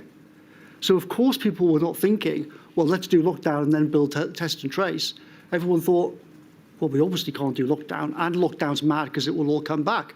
But they were thinking about, and they were advocating, suppression. That is to say, the squashing down completely of a first wave. No, sorry, no. Who do you think was arguing for that? The one-wave strategy, Mr. Cummings, envisaged a mitigation, and then this argument arose as to whether or not a suppression strategy, which allowed the wave to recoil, the spring to uncoil, would result in a second devastating wave. So why was there not a debate about what could be done to prevent that second wave? Why was it not thought about? Well, I think I'm not quite. Possibly I'm confused by your language. I don't know. I'm not quite understanding your question. But I'll try and put it this way. Up to and including the week of the 9th, the assumption was that, so you're suggesting there was some great debate. The whole point was there wasn't a debate. There was an assumption across government, across the Cabinet Office, Department of Health and SAGE, that lockdown was impossible in a Western country. Anyway, we didn't have all of the things that you needed in place to actually do it. You didn't have test and trace and whatnot that you'd need to have afterwards. That vaccines were almost definitely not going to have any impact, at least in 2020 and possibly never. So the whole point was that up to and including the week of the 9th, that the debate you keep referring to, there wasn't a debate. That was the whole problem. There wasn't a debate about the fundamental assumptions underlying Plan A. There wasn't a debate until me and others started saying, hang on a second, if you actually follow the logic of what Plan A is, it's going to be a catastrophe. And we have to ask these questions and we have to consider an alternative Plan B. But before that, there was no debate about this. It was just assumed. There was a debate at the scientific level between mitigation and suppression. But it may be that that debate and the merits of mitigation versus suppression simply didn't reach your level in government. Well, and that you weren't aware the scientists were debating the pros and cons of mitigation versus suppression. Of course, it was discussed by people, but as you can see in all of the SAGE, in all of the SAGE and DH documents, the assumption from everybody was that it was simply completely impractical, and everyone was still on the mindset of a flu pandemic. So, of course, there were debates, in one sense going on, and there were scientists, et cetera, but the core of what we were presented with in number 10 was there is unanimity between the Cabinet Office, Department of Health and SAGE behind the propositions that the real danger is a second wave in the winter, and therefore you have to manage a single peak strategy so there's herd immunity by September. That was the core argument that we were presented with. And that was never really proper. The first time I actually really saw that being tested was on the 18th of March when Demis Hassabis said to SAGE, essentially, I think this whole plan is mad and you should immediately lock down, like now, this hour, tell the PM to do it immediately. And that kicked off various discussions. And the consequence of the absence of debate, the failure to consider any alternative, the failure to consider strategic options other than mitigation and squash the sombrero, was that there was a woeful absence of plan, any sort of written document for dealing with controlling borders, protecting care homes, shielding, quarantine. Correct. I mean, I would say it's actually worse than that and sort of doubly ironic because if Plan A had been what ended up being Plan B, i.e., we'd actually got on top of it and controlled it, and you had a test and trace infrastructure and everything else, then there would actually be a much stronger argument for saying, well, a lot of the shielding stuff we don't need, a lot of this we don't need, a lot of that we don't need, because we've actually controlled the virus. Mr. Cummings, please slow down. You're making it extremely difficult Apologies. to record your evidence. And to be fair, But sorry, just to finish that point, because it's Yes. important. The situation is worse than what you're describing, because if you are not going to control the virus, if you are not going to have test and trace, if you are just going to have single peak herd immunity by September, it actually makes the lack of a plan for shielding and care homes and everything else even more crackers. Do you see my point? yes. And to be fair, you texted Mr. Hancock on the 23rd of January about the existence, the whereabouts of pandemic plans and preparations. I think you asked, to what extent have you investigated preparations for something terrible like Ebola or flu pandemic? And you were reassured that there were full plans up to and including pandemic levels, prepped and refreshed. It became obvious, and it's obvious from your statement, that you appreciated that there were no plans of the type that you've described. By the middle of March, so 16th of March, a week before the national lockdown, had number 10 still been provided, or had it been provided in any way, with departmental plans, Cabinet Office plans from line departments dealing with these various aspects of a coronavirus pandemic? Essentially, no. There were odd dribs and drabs came in. You can see from various evidence of texts and emails from me. After talking to Hancock, I pushed on some of these things through February. Imran did as well from private office. But we gradually became aware through the course of February that essentially what Hancock had told me on the 25th, sorry, correction, just on the date, by the way, the inquiry and I have wrongly changed the date from the 25th to the 23rd of that text message. So my statement is now wrong, but it should be 25th, but we'll correct that afterwards. But yes, during the course of the 25th, the course of February, we realised gradually as we pushed and probed and asked questions for these plans that they fundamentally didn't exist. And on the 16th, I think you're probably referring to a shocking email in number 10 that says, essentially, the Civil Contingency Secretariat says that these plans are not even held centrally at all. So it turned out, to our horror, that the system that we'd been told repeatedly in number 10, trust the system, SPAD shouldn't get involved, world leading, best prepared in the world, blah, blah, blah.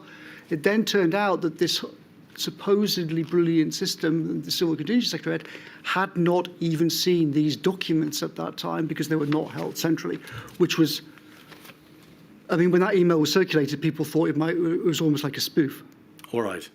Well, in fact, we do have, of course, your text message to Matt Hancock in his reply. Your very own letter and statement have a screenshot, and it shows the 23rd of January. It says in terms 23rd of January 2020. It does. The reason for that is... To what extent have you investigated? It does. The reason for that is I was told by the inquiry I got the date wrong and I should change it from the 25th to 23rd. But I actually checked it and it should be the 25th. Don't trouble yourself. Your own screenshot provides the date of the 23rd of January 2020. So there were a number of COBRA meetings at the end of January and the beginning of February.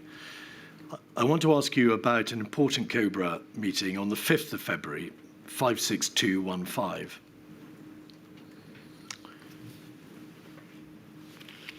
Page 1 sets out the ministers who attended. Page 2, the officials and those who dialed in. And we can see that on behalf of number 10, Imran Shafi attended along with Sir Ed Lister. Page 3, the attendees in terms of the chief medical officers. Page 5, paragraph 2, the CMO provides an update to COBRA, providing information about the number of individuals who had died and how long they had been in hospital before they died. This is all to do, of course, with cases abroad, and particularly China. The two most high-risk groups appear to be the elderly and those with pre-existing illnesses. If you could scroll back out, page 6, between paragraphs 9 and 11, there is a debate about planning for a reasonable worst-case scenario. And the director of the Civil Contingency Secretariat sets out the planning priorities for the work underway to develop planning assumptions for the pandemic flu reasonable worst-case scenario. There is then a debate about communication strategy, an emergency bill, and work with local resilience forums. On this day, or the day after, you sent a text to a WhatsApp group, the Number 10 Action WhatsApp group, saying, the chief scientist told me today it's probably out of control now and will sweep world. Were you aware of the tenor of the debate and what was being discussed in Cobra on the 5th of February? Probably. I mean, I don't remember that particularly. All of these meetings now, I'm afraid, blur into one another. Had you seen this minute of the 5th of February Cobra, you would immediately have understood that the thinking expressed in this meeting was not that which you had been told, which was to the effect that the virus was probably out of control now and will sweep the world. Did that not concern you? Yes. What did you do around the 5th and 6th of February to say, this Cobra appears to be proceeding on an incomplete, inaccurate basis? It isn't reflecting what I understand to be the reality, which is that the virus is probably out of control and will sweep the world. So I can't remember exact. Obviously now it's 3 years ago. I can't remember the exact days and whatnot, but around this time, so I spoke to Patrick before obviously that text was sent. I spoke to Patrick again. I probably spoke to him each day, actually, 5th, 6th, 7th. We had a conversation about this and about the briefing of the PM. Patrick and I agreed that we thought the PM had not been sufficiently briefed on a lot of this, on these questions, and we were concerned about it. And we agreed that I would fix up for there to be a meeting as soon as possible with the PM in his office, and that meeting happened on, I mean, it'll be in the documents, I can't remember exactly when, but very, very shortly after this. I think Patrick said to me something like, you know, this needs to happen straight away. It's possible that that was the Friday, and I think I organised it for the Monday, but my recollection of the exact dates could be a bit off. There was a meeting on the 10th of February. Is that the Monday? 10:45 and 11:15. That could possibly be a Monday or maybe a Tuesday, so that would fit with what you've said. There was another Cobra meeting on the 18th of February, 56227, pages 1 to 3 give us the attendees, and page 5 gives us a sense of what was being discussed. Repatriation of British nationals. And then over the page, legislation, a debate about the drawing up of a bill to be employed in a reasonable worst-case scenario. And then over the page, please, page 7. Planning for a reasonable worst-case scenario, next phase. The Civil Contingency Secretariat said there was work to be done to create a clear plan of activity from the moment of sustained transmission to its estimated peak.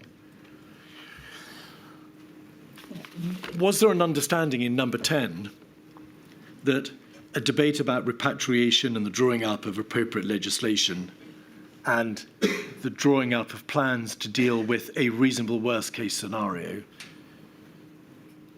did not really reflect what needed to be done in response to the information that was then available? Certainly by some of us in number 10 at that time, there was, yes. But remember, an awful lot of the senior people in the centre of Whitehall were off on holiday at this time. The Prime Minister, the evidence shows, received a note in his box on the 30th of January, around about the same time, about coronavirus. He expressed the view on the 31st of January that he wanted to spend more time discussing issues with ministers, and then he received an update on the 3rd of February from the Civil Committee's Secretariat. There was then an email with an update on the 8th of February and the meeting on the 10th of February to which you have referred. We'll just have a look at the diary for that, 136739. This is the diary for the Prime Minister between the 10th of February and Friday the 14th of February. On the 10th of February, so you're right, it's a Monday, 10:45 to 11:15, coronavirus update. Before he went to Cheveney, which he did on the 14th of February, he received a note in his box, 136743, page 4.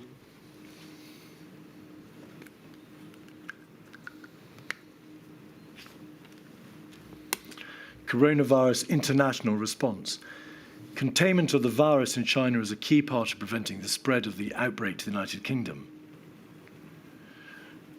If what you were told by the chief scientist was right, the chief scientific advisor was right, Mr. Cummings, that there was an inevitability or a probable inevitability to the virus sweeping the world, then any debate about whether or not the virus could be contained in China was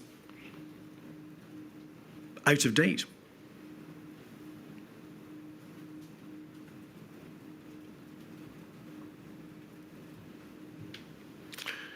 Why was the Prime Minister not told? Evidence is now emerging that this virus is out of control and will likely sweep the world, and debate about international repatriation and drafting of legislation and doctrinal identification of reasonable worst-case scenarios is behind us. We need to deal with that loss of control. Well, I think there was still an awful lot of. So at the meeting that Patrick and I asked for on the 10th, from memory, these things were discussed. But remember, at that point, it was still not at all seen in Whitehall like this is going to be. Nobody really in Whitehall thought that a month from now we're going to be in the biggest crisis the country's seen since 1945. The view was much more that if this is really going to happen, it's not going to happen for months.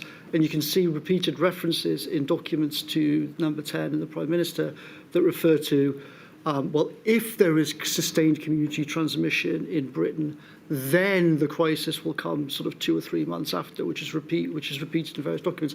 I remember at this point, although there was, in fact, we now know, sustained transmission in this country at that time, that was not known then.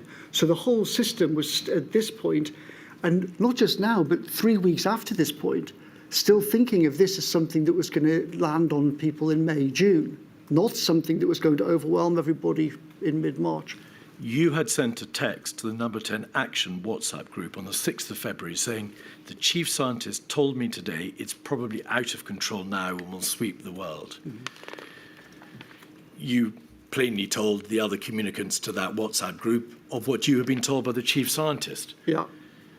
But during this next week, before the Prime Minister departed for Cheveney, why was that message not being recommunicated to him in notes that were sent to him? Why was he not being told in this note, well, the chief scientist's view is probably going to sweep the world. It's coming. Well, I think it was just part of the general view from the Department of Health and the Cabinet Office that this was all still, murky and in the future.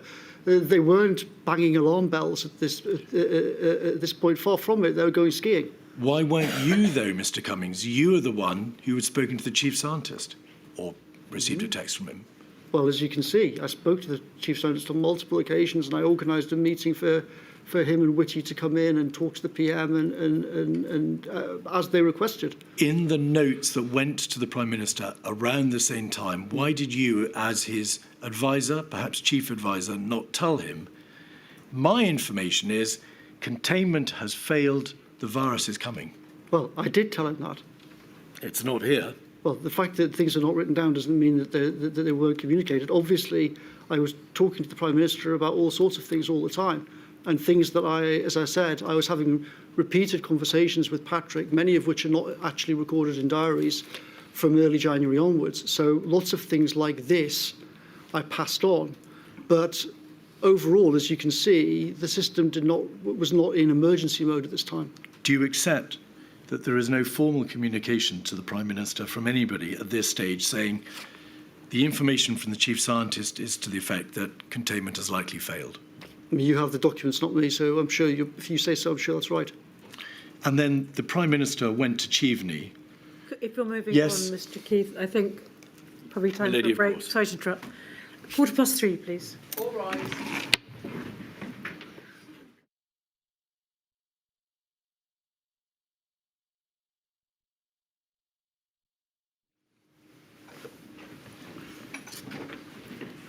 Mr. Keith. So, Mr. Cummings, by the 17th of February, some members of SPI-MO and SAGE were reporting the belief that there was already sustained transmission in the United Kingdom. On the 21st of February, news emerged of a cluster of locally transmitted cases in Lombardy in Italy, and a lockdown began there, you'll recall, of a number of municipalities. And on the 23rd of February, the DHSC reported 13 cases in the United Kingdom. The paperwork shows that the pace of the government tempo, the tempo of work in government, declined notably between the 14th of February and the 24th of February, which coincidentally is half term. Why was that? I think it was a combination of, as I said earlier, the general perception of the senior people handling this in the Cabinet Office, DH, at the time, was that if this proved to be a big problem, and it still was an if, then it was seen as really quite a distant problem. It was not seen as an emergency crisis. And secondly, as you remark, I did not go on holiday, but many of the senior people were on holiday during that time, including the PM. There was no COBRA between the 18th of February and the 26th of February, was there? Don't know. There were no cabinets. There were no cabinet meetings during that time, do you recall? Don't recall. There were no notes sent to the Prime Minister or emails between the 14th of February and the 24th of February. I find that, I think that's more likely to be a gap in the paperwork than reflecting reality. In relation to coronavirus? Don't know. He went to Cheveney on the 14th of February. He returned to Downing Street 3 times for work. His diary shows that there were a handful of meetings while he was in Cheveney. But he received from his team in Downing Street absolutely nothing in relation to coronavirus between the 14th of February and the 24th of February. You were part of that team. Why was he not kept in the loop in relation to the developing crisis? Well, partly for the reasons I've already said. It wasn't seen as an imminent crisis in the Cabinet Office and by the Cabinet, by the systems responsible for dealing with crises. When he did briefly reappear for meetings, or for example on the meltdown in the Home Office, Imran and I did talk to him about coronavirus, and we did try and get into his head that this was a growing problem and had not gone away. You say there was a lack of understanding that there was a crisis.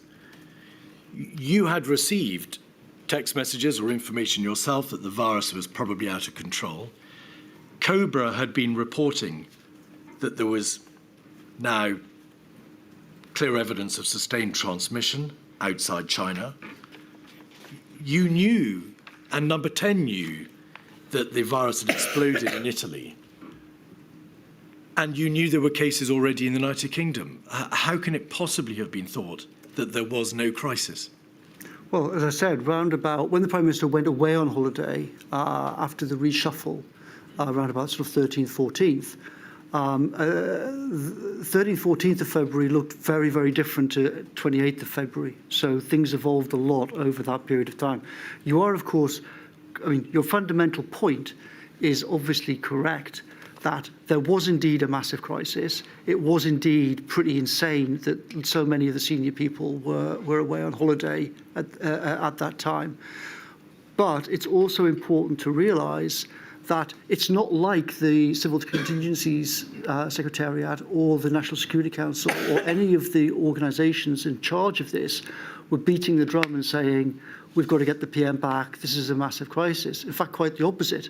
As Patrick Vallance and others have pointed out, apart from me, the NSC and other things were treating it like the rest of Whitehall was. Like, maybe this will be a big problem, but if it is, it's going to be in May or June.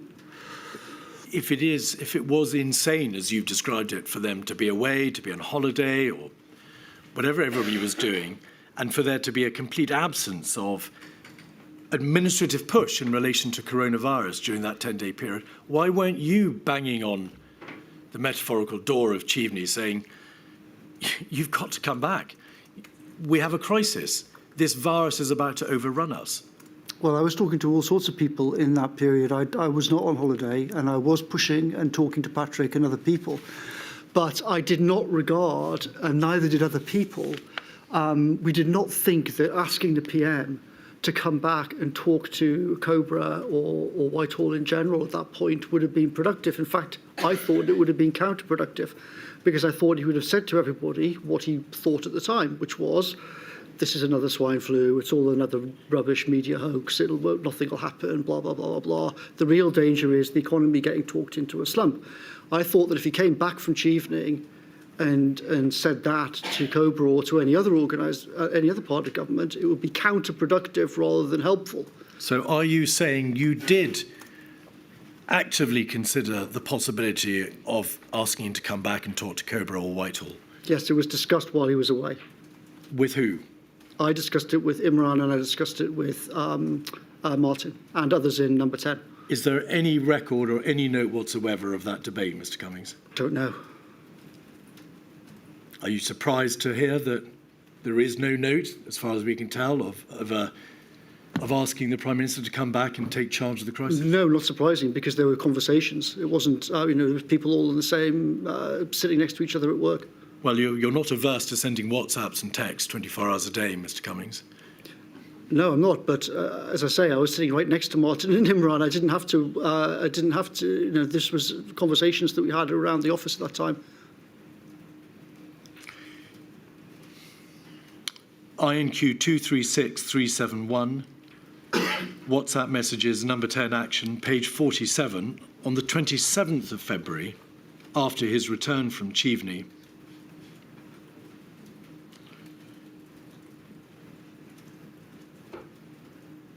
Mr. Johnson said,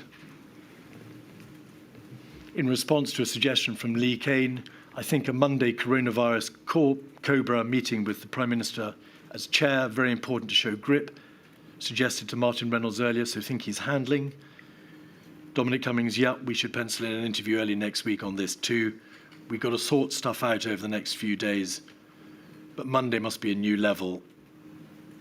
And Mr. Johnson says at the end of this particular thread, not sure if it can wait till Monday. There's no reference there to the possibility that he'd been asked to come back earlier, or that there should be a Cobra while he was in Cheveney. Is there? No.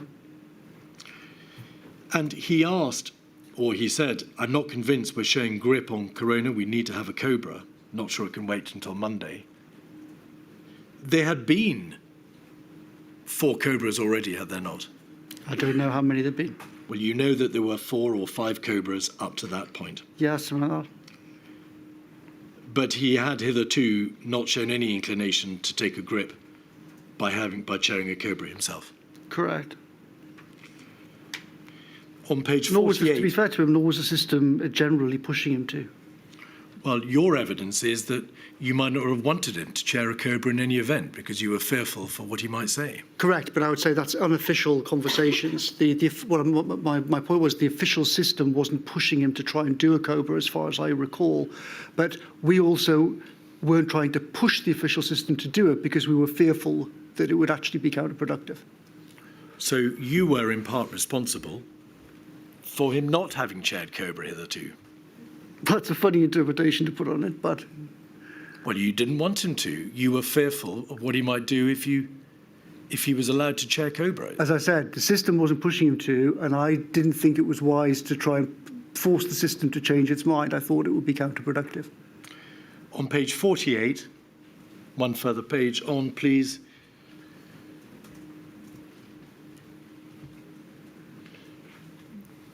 You return to your usual theme of Mr. Hancock is a know-nothing on comms, and he's totally failed vis the Corona comms team.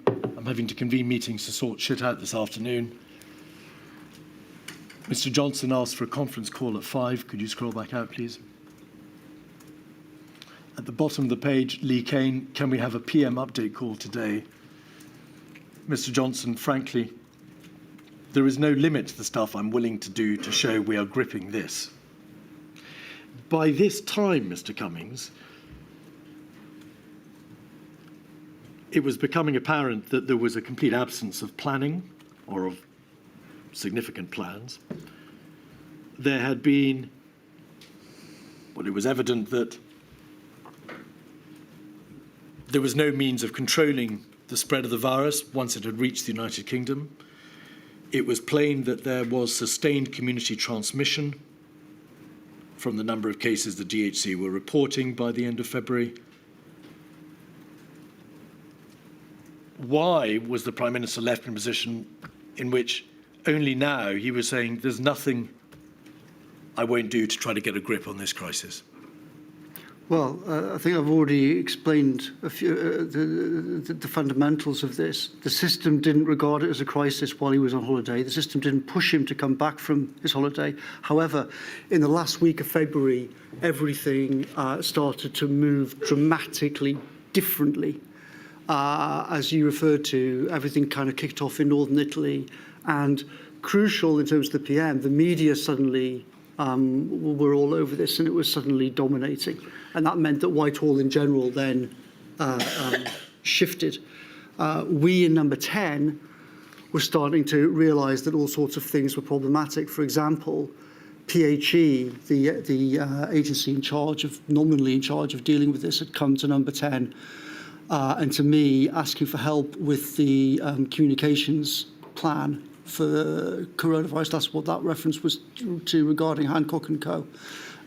So we were starting to, and also, as you know, there's an email from that on the 25th of February, I was saying, where are all of these red teams? Where's all of this testing and whatnot that Hancock promised us existed?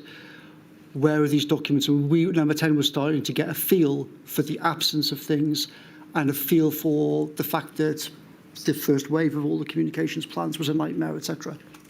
Ms. Cummings, you say the system didn't push him to come back. The system didn't regard it as a crisis. The system didn't do that. But you were part of the system. Why weren't you pushing for these things?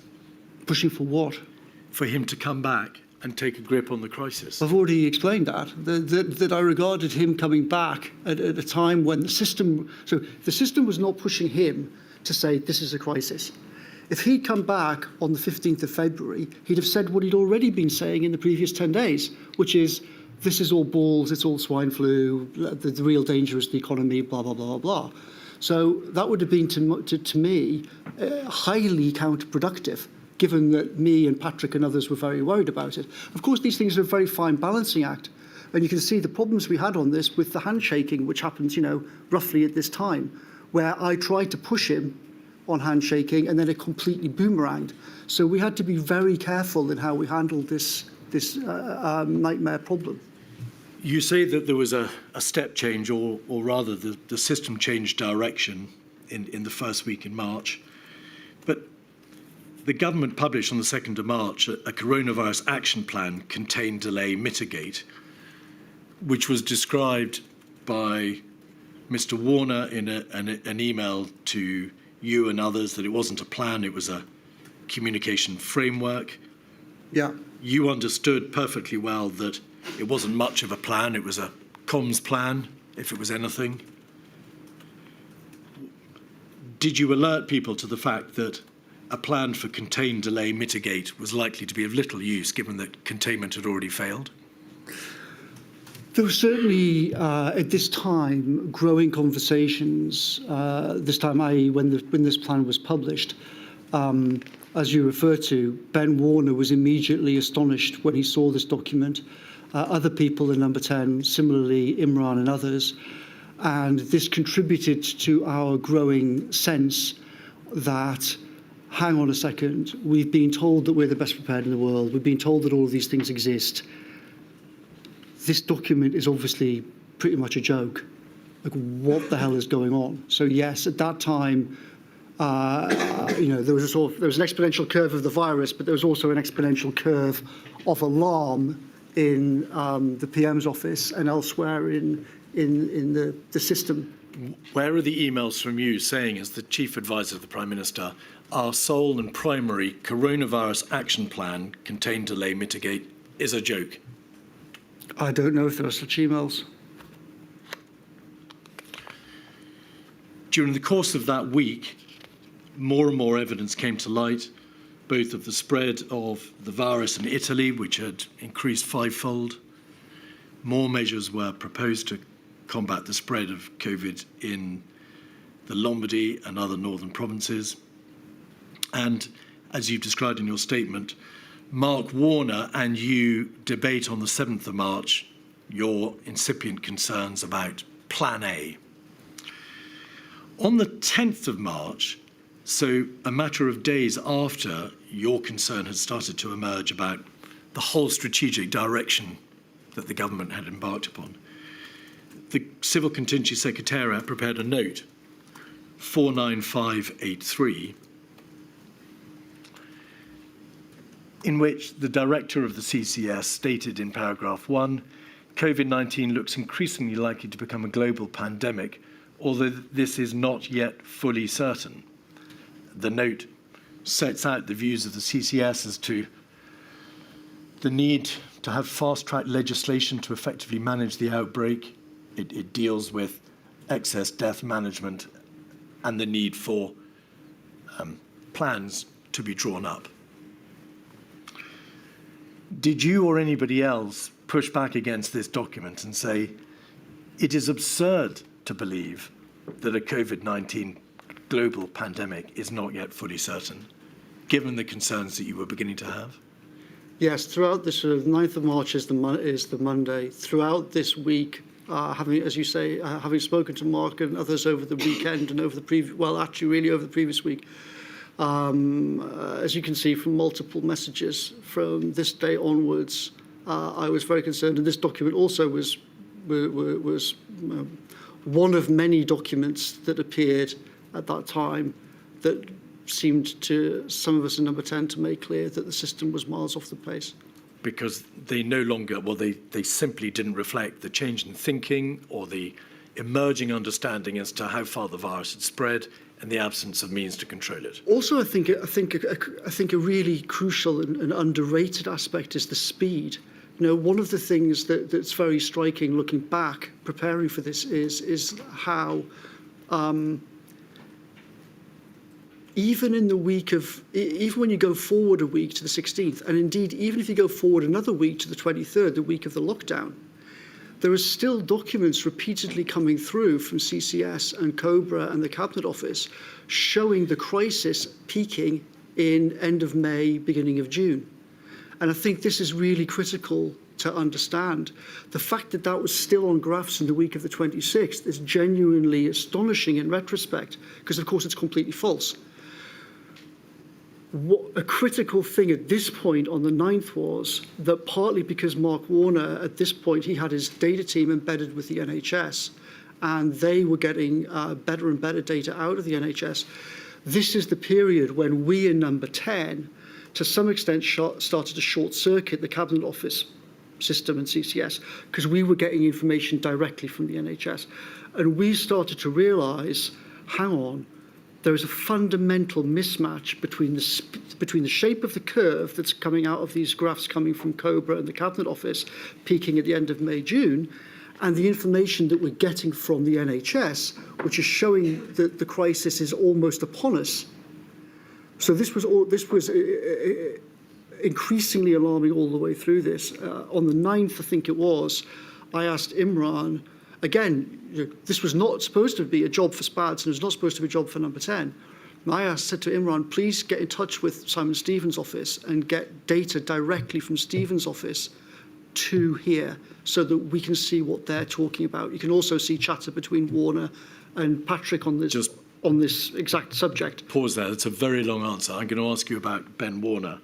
He received an email from Professor Neil Ferguson on the 10th of March, in which Professor Ferguson asked him to show or to distribute to the Prime Minister and Cabinet documents relating to the surge demand and daily number of deaths that were likely. So that was another source of information coming into number 10 at that time. Yeah. On the 10th of March, the Cheltenham Festival commenced. And on the same day, Public Health England data presented at SAGE suggested that the true number of cases in the United Kingdom, what was to be measured in the tens of thousands. Professor Ferguson challenged number 10 officials at that SAGE meeting and asked them, do you know what an epidemic with 4,000 to 6,000 deaths per day would feel like? What was the reaction in number 10 when that information was relayed back to you? Well, it contributed to our growing sense that something had gone horrifically wrong in the communication between SAGE, DHSC, and the Cabinet Office about not just the scale of the problem, but the speed of the problem. Was there then a reconsideration of the wisdom of allowing mass gatherings to continue? It was discussed in the context of the Cheltenham event, but again, the PM was advised at the time that banning mass events would. So what the PM was actually told at that time was, if you ban mass events, PM, then people will just go to pubs instead, and that will be even worse. Of course, now the obvious question is, but why are they all going to pubs? But remember, there was no plan for lockdown on the 9th and the 10th of March. There was no plan for stopping all of these things. So if you're not going to close pubs, then you can see the kind of twisted logic of, well, don't stop things like Cheltenham or football matches and everything else. On the 11th of March, you sent a WhatsApp message, 102697, page 17, where you say in the middle of the page, I think it's really important that senior people understand and are able to discuss with Prime Minister this fundamental question. All sensible people can see the trajectory and how social distancing will be needed to flatten the curve. Very sensible people. People are saying the risks of delay are much higher than the risks of going too soon. And then you say in capital letters a little further down the page, why wait 5 days? Why not move now and flatten the curve earlier? Yeah. Was your appeal heard, Mr. Cummings? No. Why not?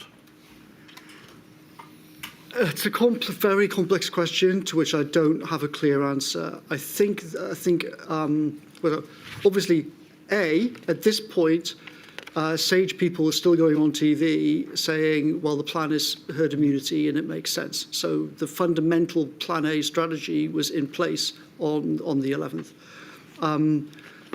But there was also at this point this this concept of, quote, behavioural fatigue, unquote, that people kept referring to. And I think this is a really critical question. Well, then just pause there. On behavioural fatigue, what was the genesis of this notion that if you went too early, people would struggle to sustain their commitment? So we were told, the PM was told, and I was told in this week that it came from Sage and Spy B.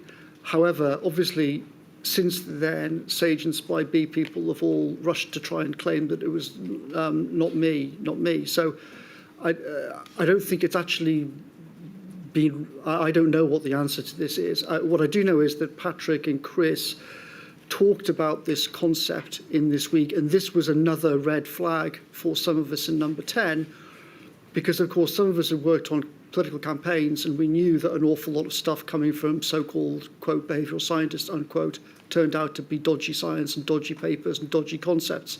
So we were worried about this, but in that week,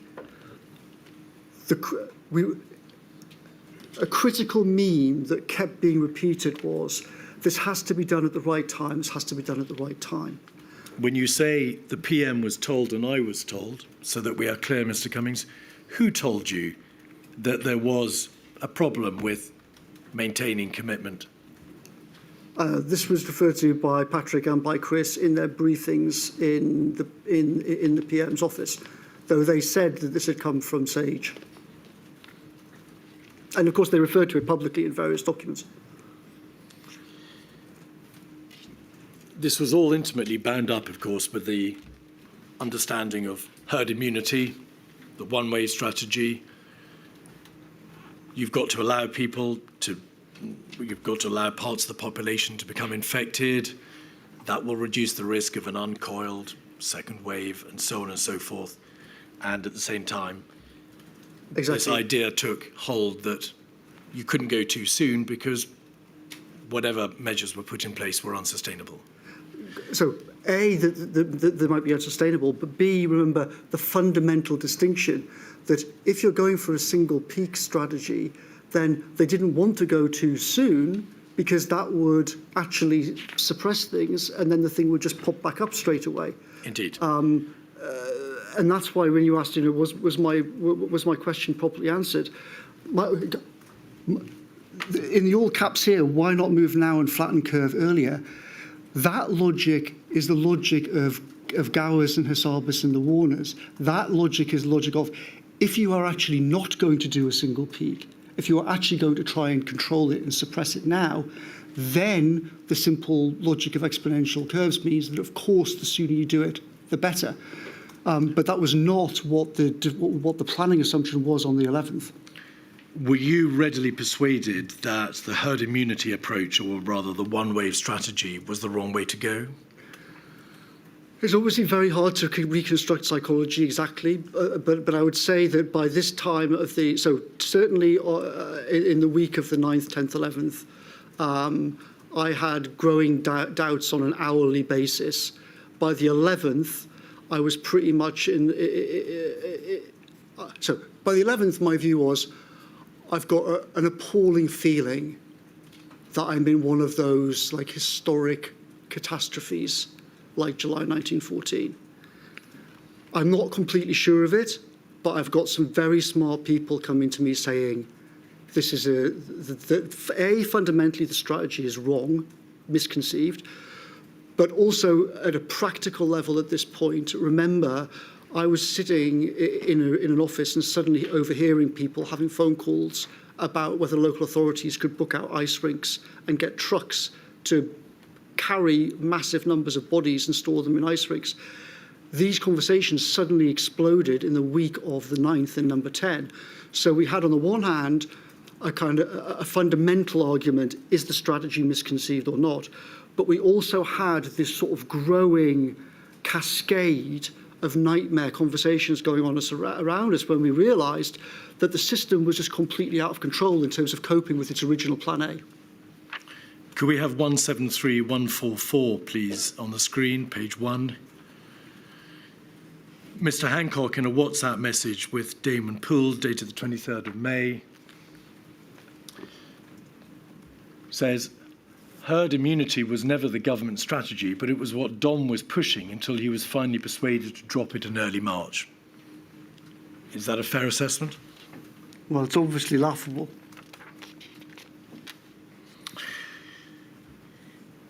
When did it become apparent that modelling may not have been necessary in order to drive home the point that with the number of deaths and hospital cases that were the inevitable result of the infection fatality rate and the hospitalisation rate, the healthcare system would be likely to be overwhelmed? So Mark and Ben Warner raised this with me from a kind of week before this point of the 10th, 11th of March. But when it really came home very starkly was after I asked, I think on the Monday, Imran, but somehow between us anyway, Imran and I asked the NHS to provide their data, which for some odd reason hadn't come through. And there's references to that between Warner and Valence as well. That data arrived, and I asked to get Simon Stevens in to present it, which I think happened on the 12th. Everyone, all the records are a bit iffy on that day for reasons that you're aware of. But when we saw these NHS documents, and Mark Warner explained the background of it, that's what really made things incredibly stark, because you suddenly had these two completely divergent sets of graphs, one from the NHS and one from the COBRA system. On the 12th, there was a cabinet meeting. On the 11th of March, there was a cabinet meeting, 56132. At page 4, the Secretary of State for Health and Social Care said this to Cabinet. You can see about 2/3 of the way down the page. Without these symptoms, the symptoms of a dry cough and a temperature, it was highly unlikely that someone was suffering from coronavirus. By the 11th of March, was it generally well understood in Downing Street that a large percentage, a large proportion of this disease for the viral spread, in fact, was transmitted asymptomatically? It was, and Mr. Hancock had made this point in multiple ways, and sowed chaos by saying this. He was repeatedly told by Patrick Vallance that what he was saying was wrong, but he kept saying it. He said it here, and if you notice, it makes its way into statements that have been provided to this inquiry. So this false meme lodged itself in crucial people's minds. I don't understand, never understood why Hancock said this, but Patrick Vallance made extremely clear to me and to others in Number 10 that what Hancock was saying was factually wrong. On the 12th of March, you messaged the Prime Minister raising concerns. Part of the message was put to Mr. Kane earlier in the course of evidence, but I'd like it back, please, on the screen. 48313, page 22.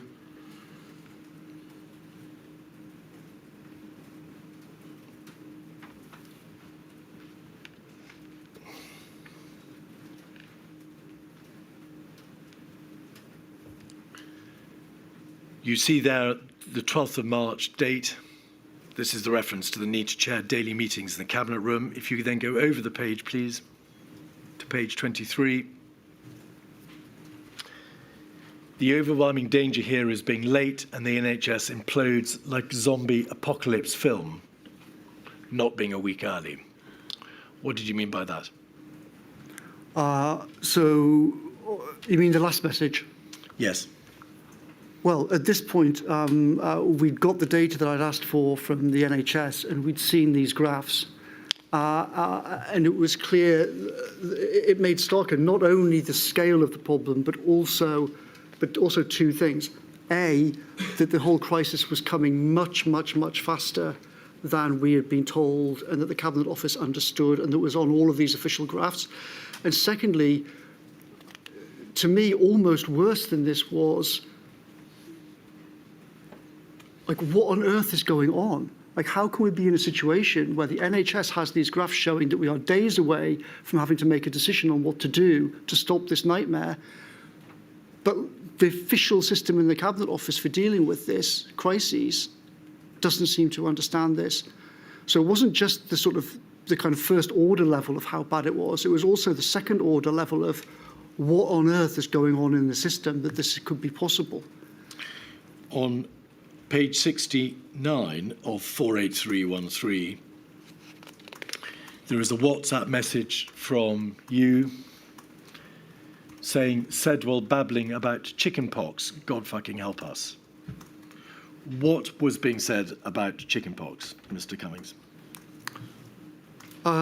So there was a meeting in the PM's study roughly noon on this day, and there was a conversation, and in the conversation the Cabinet Secretary said to the PM, you should go on TV and you should explain that, this is like the old days with chickenpox and people are going to have chickenpox parties, and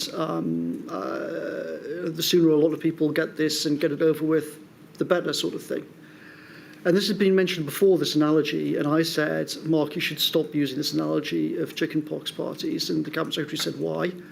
And Ben Warner said, because chickenpox doesn't spread exponentially and kill thousands and thousands of people. And the look on people's faces when Ben said this, that was quite a crystallizing moment, because it made us, think, who on earth is briefing the most important official in the country along these lines? This is terrifying. But also other officials obviously heard this exchange, and some of them came to us and said, essentially, like, something has gone terribly wrong in the Cabinet Office. All right. On Friday the 13th of March, the inquiry understands that, of course, there was the meeting in the evening involving yourself and others, at which a plan B, to use your wording, was sketched out on a whiteboard.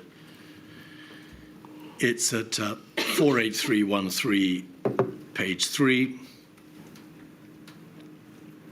If you could just scroll in, please, we can reacquaint ourselves with this whiteboard. Essentially, Mr. Cummings, and if you would just simply confirm yes or no, this whiteboard was the first emanation of Plan B, which recognised that to stop the NHS collapsing, there would have to be consideration probably of a lockdown. And of course, it deals with the number of deaths that would occur in a reasonable worst case scenario. It deals with issues as to how you deal with contact, what the differences are between Plan A and B, who not to save, i.e. who is at risk, and full lockdown before collapse. Yeah. And this whiteboard is moved around Downing Street, I think, like Theseus' ship. It's brought into meetings and it's further explained to the Prime Minister and individuals there. Yeah. During the course of that meeting, though, the Prime Minister texted you and Mr. Hancock, Sir Patrick Vallance and Sir Chris Whitty, saying, how do we win the herd immunity argument? Mm-hmm. Was that because, notwithstanding the information which had been received from the scientists, from Professor Ferguson, from the NHS, your incipient understanding of the wave of death that was to ensue, it was still thought in number 10 Downing Street that herd immunity was the way forward? Yes, but at this point on Friday evening, 13th of March, Plan A remained Plan A. And also, of course, what the PM's specifically referring to is, at that point in that week, multiple scientists, including the CSA and John Edmonds, had been on TV explaining the herd immunity the herd immunity basic Plan A. But there'd been a lot of pushback from it. The PM was nervy and was saying, how are we going to explain this better, and how are we going to get this argument out? All right. The next day, on the Saturday, there were a number of meetings. There was also a long debate on WhatsApp between the Chief Scientific Advisor, the Chief Medical Officer, Mr. Hancock, the Prime Minister, and yourself. Could we have 48399? And I don't want to spend too much time on this WhatsApp thread, but it shows on pages 3, 4, and 6 a fairly extensive debate about how herd immunity as an argument can still be advanced, if it is to be advanced at all, but also how concentration now needs to be focused on measures to be taken to avoid transmission and save lives. And I think on page 3, 1403, the 14th of March at 7:39, Mr. Johnson says, thank you, agreed totally with above. That's why I was concerned when some on the team were suggesting last week that we actively need a proportion of population to be infected. And if you could just scroll back out. Civil service need to grasp. So the Prime Minister understood that there was a problem here with whether or not the system, as you would describe it, or the civil service, as he would describe it, understood the danger, understood the need for a change in strategy, the need to understand that there was no time to be lost. I think that's oversimplifying things, if I may say so respectfully. If you look at the chronology, some of these messages start early in the morning and some of these messages are in the evening. And an awful lot happened that day. You know, in the morning, the PM is still essentially in Plan A mode. Then there is a meeting that I organised. There's an official meeting, and then there's a second meeting. And the situation, I think, what the PM's mind and other people's minds, including Patrick, were very different, even in this between morning and evening on this day. It was a day of kind of psychological transition for a lot of people. The whole thread shows that evolution in thinking. If we could go to page 6, we can see at 10:49 a.m. Mr. Johnson says, no time. Although I now can't see it. Yes, thank you very much. 10:49, 15 seconds. Johnson Boris, seeing what happened in Italy, we simply have, in capital letters, no time. Mm-hmm. Over that weekend of the 14th and 15th, there are, as I said, a number of meetings. SAGE is asked to model lockdown.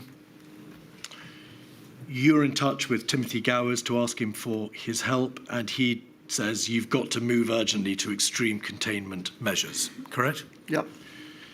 253942, page 3. You asked him for his views, and he says you've got to move urgently to extreme containment measures.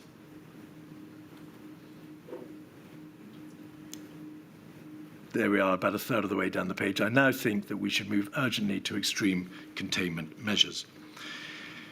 Then, on that Saturday, the 14th of March, at the officials' meeting in the morning, Number 10 was informed that matters, the outbreak was further along the curve than had been thought. And there was a private meeting, was there not, between 9:01 and 9:10 with the Prime Minister, yourself, Cleo Watson, Lee Kane, Imran Shafi and Stuart Glasborough, where you wheeled in your whiteboard and you took the Prime Minister through the problem. Yep. In light of what Mr. Kane said earlier, can you make plain, please, though, that it doesn't appear as if any decision was made during the course of the weekend for a lockdown. It is that there was a change in the strategic approach of the government. There was a realisation that there had to be a change of approach and much more stringent measures were likely to be required, but no actual decision was made to impose a national lockdown. Correct. That the way I would describe it is that we had the conversation with the PM on the Saturday morning. We told him our concerns that Plan A was heading for a catastrophe. I then, after that, spoke to Patrick Vallance and articulated my concerns and my ideas about a Plan B that was sketched on the whiteboard. Patrick Vallance had clearly changed his mind in various ways as well, as I referred to in my text with the PM. And I agreed with Patrick that we would organise a meeting on this Sunday at which he and I jointly would try to articulate a different way forward. But I was very keen for him to do this rather than me, for obvious reasons. And to be clear, at the morning meeting on the 14th, on the Saturday, you said need to do in the next 72 hours to avoid NHS lockdown.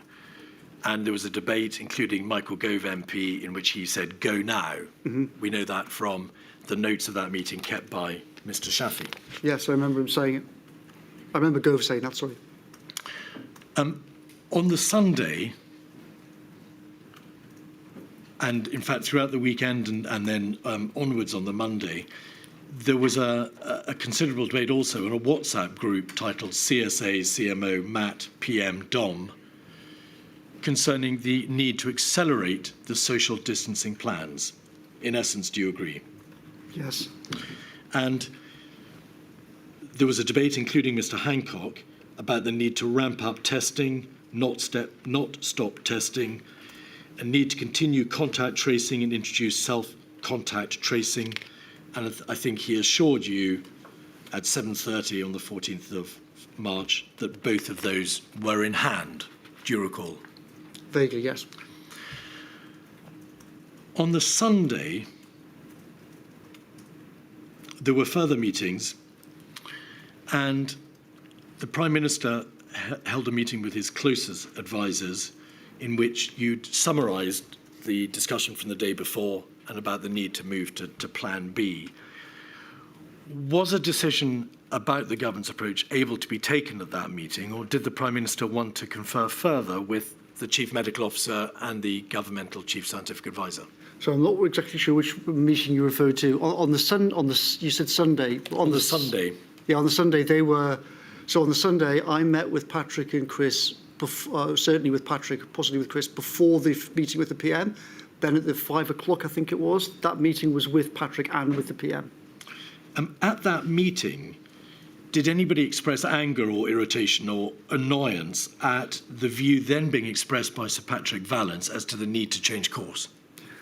I would say there was a great deal of confusion at that meeting because, in terms of the reactions to it, because of course Patrick and I were essentially suggesting that the original herd immunity plan had to be ditched. There was anger after that meeting expressed by people in the Cabinet Office and at DHSC, reflecting the fact that they were essentially blindsided. Of course, as far as they knew, as far as the people in the Cabinet Office and DHSC knew, Plan A was still in place. Plan A was still in place. As you can see from the record, Matt Hancock said on the Saturday morning on the 14th to the official meeting, we've got to, quote, stick with the plan, unquote. So when Patrick and I, wheeled in whiteboards and said, essentially, we've got to go down a different route on the Sunday evening, I was told after that Patrick Vallance was reprimanded by various people and that there was a very angry reaction in the Cabinet Office and DH. In particular, was he reprimanded by the Permanent Secretary at the DHSE for having, as the Permanent Secretary appeared to think, promoted, advocated a change of direction without the Permanent Secretary's knowledge? That is my understanding. And you can see from messages on the 18th that the Permanent Secretary at DH still was behind the curve on this whole discussion. Because he was still talking about one-wave strategy, talking about why the NHS would be overtopped, to use his word. Correct, on the afternoon of the 18th. So I think, just for complete clarity, it's a big mistake to think that there was a kind of clear moment. Right? This was all complete chaos. There was informal meetings on the Friday. There was formal and informal meetings on the Saturday. There was formal and informal meetings on the Sunday. There was Patrick and I basically articulating a plan B. There's the PM thinking about it. There's the Cabinet Secretary and other people in the system suddenly going, what the hell's going on? Are we ditching Plan A? What the hell? So it's important not to think that there was a sort of, that this was all very clear and then suddenly everyone left the meeting and everyone was aligned. It was a very chaotic process, that transition. So chaotic was it that data and whiteboards and information that you were using to make your point were themselves out of date. So if we could have 48313, your letter to the inquiry at page 39. This is a screenshot that you've provided of charts from the NHS showing how beds, the bed capacity of the NHS would be overwhelmed. Yeah. That information, it'll be Page 40 then, please. I think I must have got the wrong reference. There are NHS graphs which were shown to you and which you deployed in order to show the crisis facing the NHS that weekend, in which the peak on those graphs was still being shown as being in June of 2020. So no, that's slightly confused. There's two different sets of graphs. There is a set of graphs that came from COBRA and CCS, which was showing the peak in June at this time. The NHS graphs, which we've been provided by either NHS or essentially from Stephen's office, the ones I referred to earlier, which were shown to us on the Thursday the 12th. If you look at the photo of me in the room with the PM on Saturday the 14th, you can see those NHS graphs are the ones that are in front of him. So part of what that meeting was about was showing him, here's what the Cabinet Office and the CCS are all planning on the basis of in DHSC. But here is the actual NHS graphs, which Stevens has provided and which the Warners are saying is much more accurate. These completely mismatch. Because the first set of graphs showed and continued to show that the peak would be in June. And of course, information had by then already been received in Downing Street that we were way off the trajectory. It was coming sooner than expected. Correct. And as a measure of how bad that was, even after this was realised and we had these conversations and we were saying to people, these are the graphs from the NHS, these CCS graphs are completely wrong from COBRA. These graphs kept appearing in the briefing pack for 2 more weeks after this. So it was kind of somehow it got embedded in the system and it was very hard to de-embed it. If they were still appearing after we'd even decided to make to do the first lockdown. All right. Now, during the course of that week, commencing on Monday, the 16th of March, there were urgent debates and there was rapid consideration of the need to shut schools, which you called for in a number of texts and messages. You called for London to be locked down to stop the NHS collapse in London in 15 days. There was obviously an extensive debate about whether or not practically a lockdown could be put into place, as well as whether it should be national or London first and then the rest of the country behind that.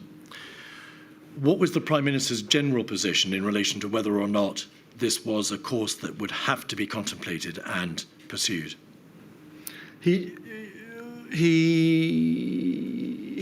oscillated through the course of the week. I think that he, like me, in the week of the 9th, his bat sense was telling him that something had gone wrong. I think he'd been very alarmed by the chickenpox parties. When he heard the most senior official in the country use this, it wasn't a blame about Mark, but it was some signal that who the hell was briefing Mark this ideas like this.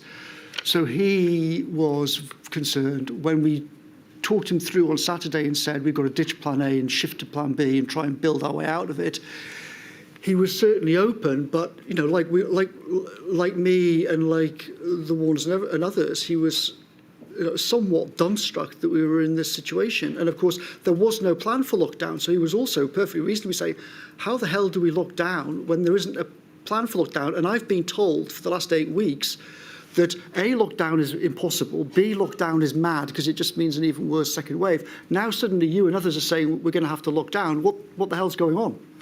In your statement, you refer to a number of difficult discussions with the Prime Minister because of the way in which he swung. He backed and veered from taking the view that there had to be a lockdown to taking the view that there should not. Were those careful and measured considerations of the options, or were they, to use your language, wild oscillations and trolleying? Well, I think, to be fair to the PM, it's hard to overstate. The last time anyone had been in that building in a situation like that was literally Churchill. It was an extraordinary situation, and the PM had repeatedly, extraordinary meeting. So he suddenly had the Cabinet Secretary coming in saying, are you absolutely sure about this? The Cabinet are going to revolt. This is all going to kick off. He had the Chancellor come in and say the bond markets might puke and we might have a massive 2008-style financial crisis with the SEC from the Treasury. Slow down, Mr. Cummings, please. There were a lot of crazy things of people suddenly just coming into his study saying wildly different things. Right. So although I have been very critical of him, I think it's important to understand in this context that he was being buffeted very strongly by different forces. There was me and one set of people making one argument that we'd basically been kiboshed by disastrous groupthink and we had to change path. He had people in the Cabinet Office saying that, he had people in the Cabinet saying the other, and he had the Treasury people warning him that if we went down this path, then we might provoke another parallel disaster. And as the days unfolded, he backed and veered from supporting a lockdown to being incredibly concerned about the prospect of ordering a lockdown. On the 19th of March, a bilateral meeting with the Chancellor of the Exchequer took place, and the inquiries received evidence that somebody said at that meeting, we're killing the patient to tackle the tumour, large numbers of people who will die. Why are we destroying everything for people who will die anyway soon? Who said that, Mr. Cummings? I think it was the PM. And was that a reflection of the agonising debate which was going on in Downing Street? Yes, and a reflection of the fact that the Treasury were pushing back against, the Treasury were kind of baffled as to what's going on. We had a plan, why are we not sticking to it? But the Chancellor wasn't trying to stop serious action being taken, from your own statement, that's what you say. But you sent emails or WhatsApps to Mr. Kane, we saw those earlier this morning, saying, get in here, he's melting down, he's back to Jaws mode. I've said the same thing to him 10 fucking times, and there's references to stopping the trolley. So it does appear, Mr. Cummings, that there was a very real problem in getting the Prime Minister to agree to a course of action and to stick to it. Is that the nub of it? It is the nub of it. Also, I think by the 19th, it's important to realise that there'd been a huge swing in the kind of institutional weight. So if you go back a week prior to the 19th, the whole weight of the machine was behind Plan A. By the time you get to the 19th, the whole weight of the machine had shifted, and this was sort of cascading through the system of, hang on, we cannot do Plan A. Obviously, when you look at what Plan A means and also how fast it's all going to unfold, we've got to shift. So there was a sort of huge institutional shift over the course of that week. And part of what I was referring to in that message was, by the 19th, it was totally obvious that there was going to be a lockdown. And my fear then was that if the PM suddenly trolleyed back, then all it would do was cause more needless confusion. If you imagine how hard it was to ditch Plan A and shift to Plan B, if the PM had then started saying to key people, oh, hang on, we might move back to Plan A again, we were all holding our heads. And it would cause more delay. Yes. There was a debate about whether or not London should be locked down. The Prime Minister met with the Mayor of London and they agreed to jointly announce that entertainment, hospitality and retail must close in London from Friday. But the Prime Minister changed his mind again and that announcement did not take place and London was, of course, not shut down early. The position then by the following weekend, the weekend of the 21st and 22nd of March, was that time was allowed to see whether or not the measures which had been put in place that week would work, whether or not there would be sufficient compliance. And it became apparent, didn't it, over the weekend that from continued social mixing up and down the land, those measures were simply not going to work. And that is why the lockdown decision was made on the Monday. Yes, I mean, if I recall correctly, again, I would say that might have been formally made on the Monday, but I think it was pretty clear over that weekend that it was going to happen before. There were meetings on the Sunday, and the matter obviously formally had to be debated by Cabinet. Yeah. And the Cabinet meeting took place on the Monday. And for all those reasons, Mr. Cummings, is that why you say in your statement, in effect, that had proper preparations been made, had a proper border and test and trace system been in place, there may never have been a need for a lockdown, but that it became necessary as the weeks in March moved on to stop the NHS collapsing? Is that the nub of it? It is the nub of it. If there had been a scaled-up test and trace system from January or February, then control over the virus would not have been lost. Yes? Possibly, but I think it would to do it properly. You would also need industrial manufacturing and scaling up rapid tests as well. Yes. When I say scaled-up test and trace, I mean a sophisticated, scaled-up, rapid TTI contact system. And control having been lost, Mr. Cummings, there is obviously an argument that that lockdown, which became necessary to avoid the collapse in the NHS and to prevent death, could have been decided upon earlier than it was. For sure. And it was the way in which the government system, the structure, attempted to change direction from the 9th of March onwards, and the lack of any planning or preparation for shielding or any of the other parts of the system that would be required to accommodate a lockdown, that a lockdown could not be imposed earlier. Yes, there wasn't an operational plan for it, or a legal plan for it, or all the sort of thinking through of what it would actually mean. With hindsight, Mr. Johnson's view varied between, particularly before he became ill, concern that the government had overreacted. He was concerned because he said, I've no idea whether COVID is killing people. I don't know how many COVID deaths are truly additional. Did we really have to take those steps? But after he fell very gravely ill and recovered, he told you, this thing is no joke. Thank God we changed course. It would have been a catastrophe. Correct.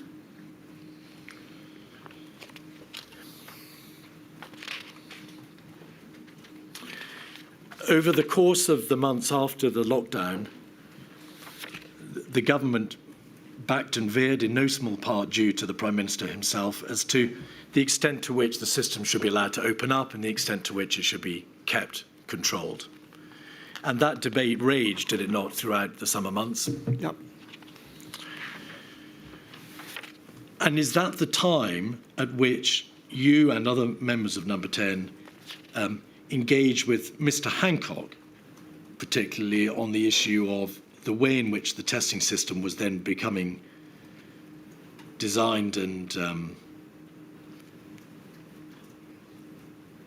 put into place, the way in which the care home sector was being protected, adequately or not, and the way in which steps have been taken to try to get in sufficient quantities of PPE? Yes, after I came back from having the disease myself, from roughly the 13th of April, we discussed extensively in the Cabinet room all of those things, how to build test and trace, how to build the infrastructure, PPE and everything else.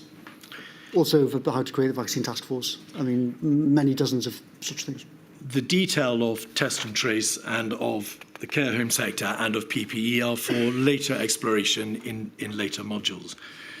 So I don't want to go in detail, but was it around that time that you sent multiple emails and WhatsApps and messages to Mr. Johnson and others stating that your belief was that you were being misled by Mr. Hancock, misled by the DHSC in relation to assertions as to what was being done to protect the care home sector, what was being done to ramp up testing, and what was being done to get in adequate supplies of PPE?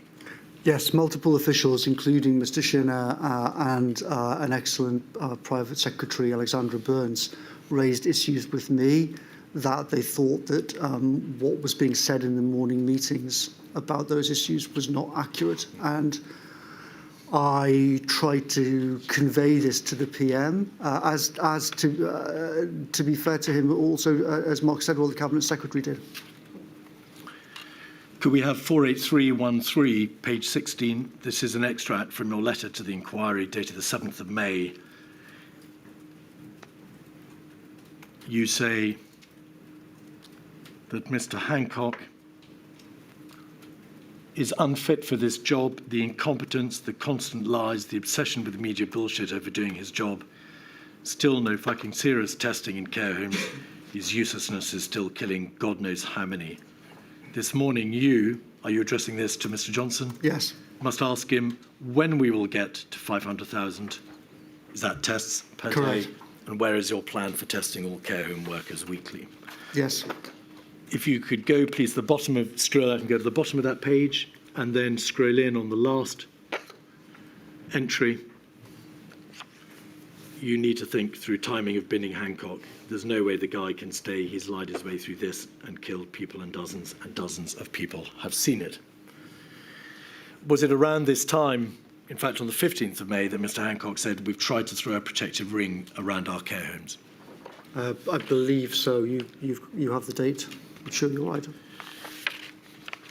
And was it around this time, therefore, that in number 10 there was repeated consideration to the issue of sacking Mr. Hancock?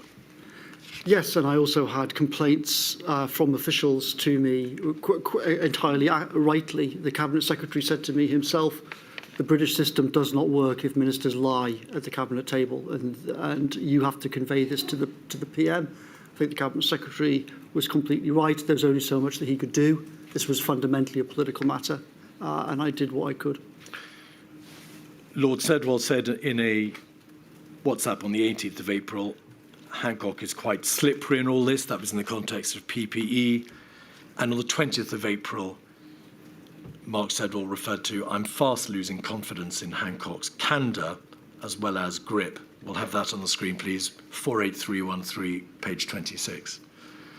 Yes, that's the sort of conversations that I was referring to. But we had, it wasn't just on WhatsApp, we had face-to-face discussions along those lines.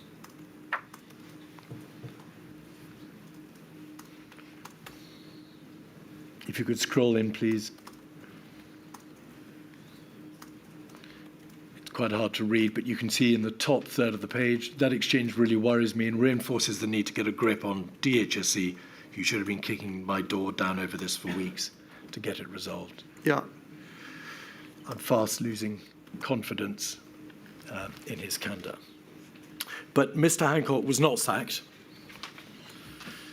But there was a significant change in Downing Street, because on the 14th of May, the Prime Minister called Mark Sedwell, the Cabinet Secretary, into his study, and at a meeting attended only by Mark Sedwell and Boris Johnson, Mr. Sedwell was effectively told that his time was up.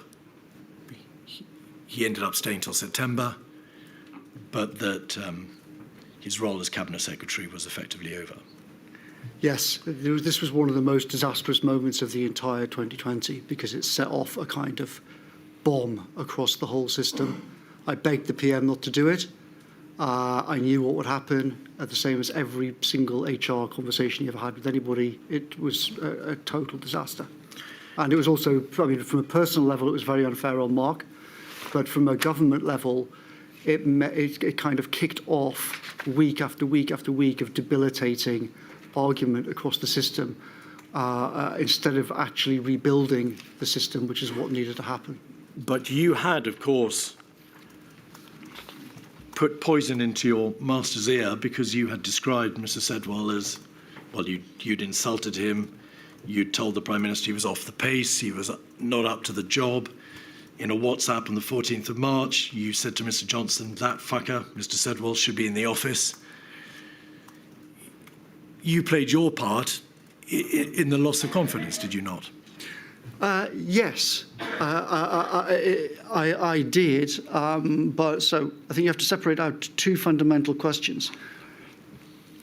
It was my job to convey to the PM that the Cabinet Office structure, which was the engine room for dealing with a crisis like this, had blown up and could not cope. and I think I was right in pointing out to him multiple problems. That's completely different from the way in which the PM then tried to handle the whole situation, which obviously should have been handled in a completely different way. The way he handled things with Mark, and then almost immediately afterwards, he did practically identically the same thing with Helen. It just caused absolute chaos. Are you implying that Mr. Johnson treated Helen McNamara in a way that you would not have done? Well, I mean, so there's a huge set Yes or no, Mr. Cummings? Yes. Helen In McNamara. a fundamental way. Excuse me. Do you want me to explain why or No. not? I'd like you to listen to the question, please.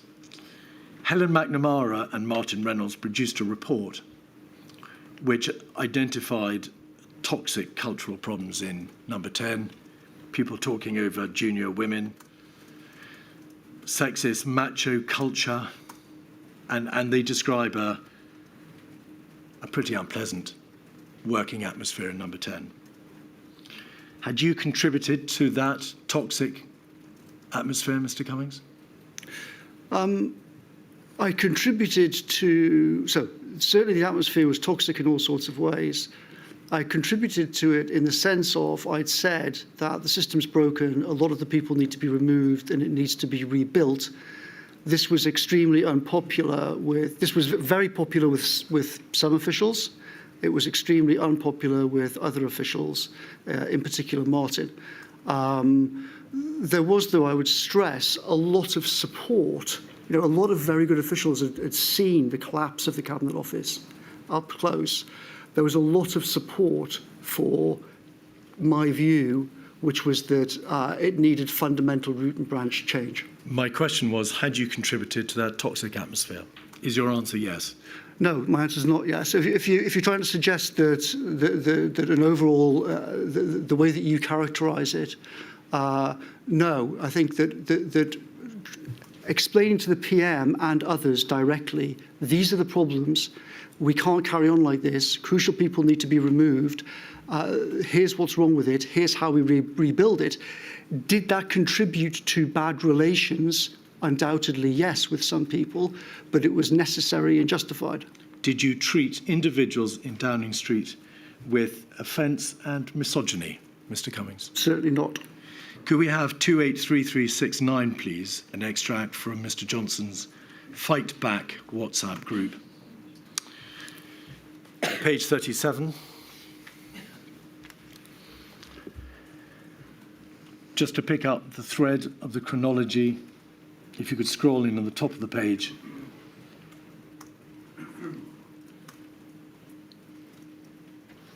We could see that the first WhatsApp is 21st of August 2020.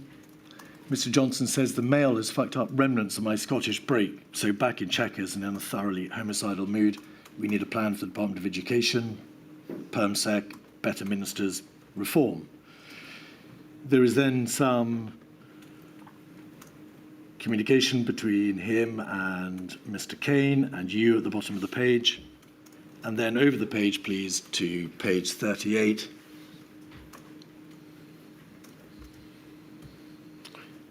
You say this at 12:20. If I have to come back to Helen's bullshit with PET, was that propriety and ethics? Yes. Part of the Cabinet Office, or Number 10? Designed to waste huge amounts of my time so I can't spend it on other stuff, I'll personally handcuff her and escort her from the building. Had you got form, Mr. Cummings, for arranging for people to be escorted from Number 10 before? You shouldn't believe everything you read in the newspapers. That story is not accurate. I don't care how it's done, but that woman must be out of our hair. We cannot keep dealing with this horrific meltdown of the British state while dodging stilettos from that cunt.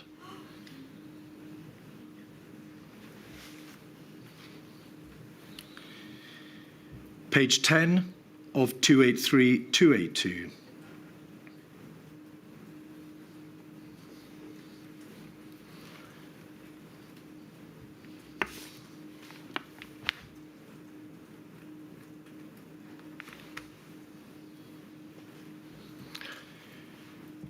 We got to get Helen out of cab off. She's fucking up Frosty. She's fucking up me and Case. She's trying to get Spads fired and cause trouble on multiple fronts. Can we get her in Monday for chat re her moving to community local government or DFT, Department for Trade? We need her out ASAP, building millions of lovely houses. If you go back one page to page 7, please, 3 pages in the same document,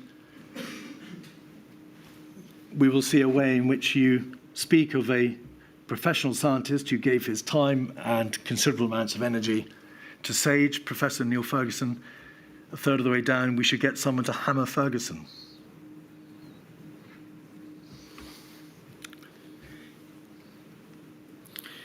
Mr. Cummings, was that aggressive and foul-mouthed and misogynistic approach the correct way to manage fellow professionals? I don't know what the Ferguson thing is referring to, but in terms of Helen and the situation in the Cabinet Office, you need to understand that the Prime Minister had, first of all, tried to sack the Cabinet Secretary and then botched it, and he was still there.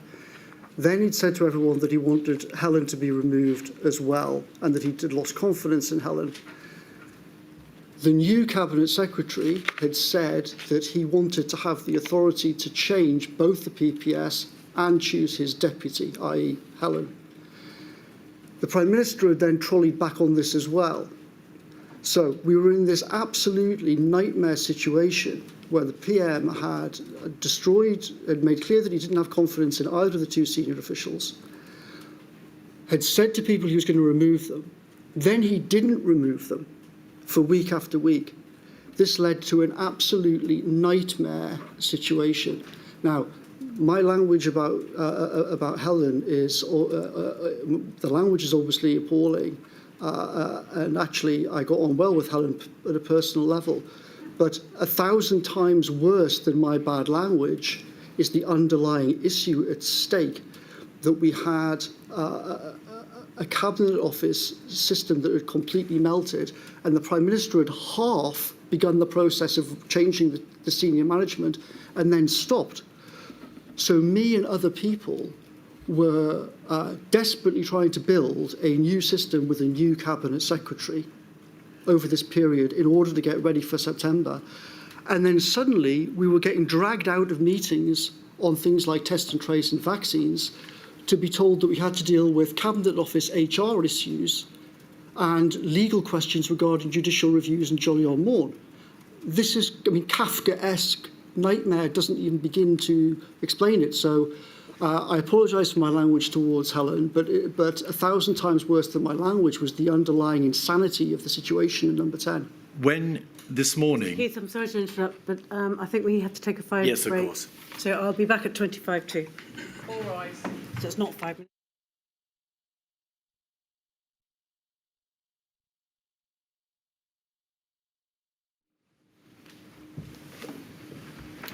Keith. This morning, Mr. Cummings, I asked you what your view was of the private office within Downing Street. And you said this: there was a core problem, which is that private secretaries in the Prime Minister's office, quite a few of whom are young women, and on other occasions, some of the young women in the private office said to me there was a serious problem with senior people in the Cabinet Office not paying attention to what they were saying, talking over them, generally a bad culture of a lot of the senior male leadership in the Cabinet Office, which was something I agreed with. You, Mr. Cummings, were the person who denigrated women. You denigrated Helen McNamara, and you sent that misogynistic message about her. Did you not? No, that's not correct. I was not misogynistic. I was much ruder about men than I was about Helen.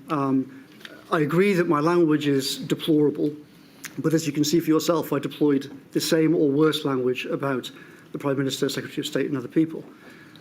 If you want to look at how we actually ran things, unlike Whitehall, I had 2 young women as my deputies. I hired young women into the data science team in the Vote Leave campaign. I actually put a young woman in her 30s in charge of it, much to the rage of a lot of MPs. So if you look at the reality of how I actually ran teams and how I got on with the private secretaries in number 10, you will see the truth of the matter. Moving through to the late summer, your statement shows that the Prime Minister kept changing his mind several times a day, questioning what had been done. I should have been the Mayor of Jaws. And you refer to pressure from the press. And I just want to ask you a single question about the impact of the press on Mr. Johnson. It is obvious there is a symbiotic relationship between the press and politicians, not least the Prime Minister. And he plainly paid a great deal of regard to what the newspapers were saying and to what their owners were saying to him. It is obvious that he found himself unable to ignore their entreaties about what should be done and about opening up the economy. In Downing Street, what was thought about that degree of influence of the press on the Prime Minister, and in particular the impact on him in deciding what was essentially a public health emergency? Well, obviously there was a general feeling in number 10 that the way in which the Prime Minister responded constantly to the media was extremely bad and extremely damaging to the COVID response. There were specific concerns about his relationship with the Barclays and the Telegraph, and there were specific concerns and also suspicions of possible corruption in terms of his relationship with Osborne and funneling money to the Evening Standard. Just pause there. I am going to ask you another question then about the press. Is it the Evening Standard that is owned by Lord Lebedev? Yes. And is it Lord Lebedev he met, spoke to on the phone and met, in fact, in the evening of Thursday, the 12th or 19th of March? I think I remember seeing a reference to the 19th. The 19th. All right. The text messages that you sent the new Director General in Downing Street, or Permanent Secretary Simon Case, in July and August show that you and he were gravely concerned about Mr. Johnson changing position as to the merits or the need for a lockdown, the lockdown which had occurred in March. And throughout September, October, Mr. Johnson backed and veered again, did he not, about whether or not the undoubted evidence of an increase in the incidence of the virus could only be met by a circuit breaker or ultimately a national lockdown. Yes. And it's in that period that there are multiple references to him being a trolley, to being incapable of making a decision, to also the influence, if any, that his then girlfriend exercised on his decision-making. Yes.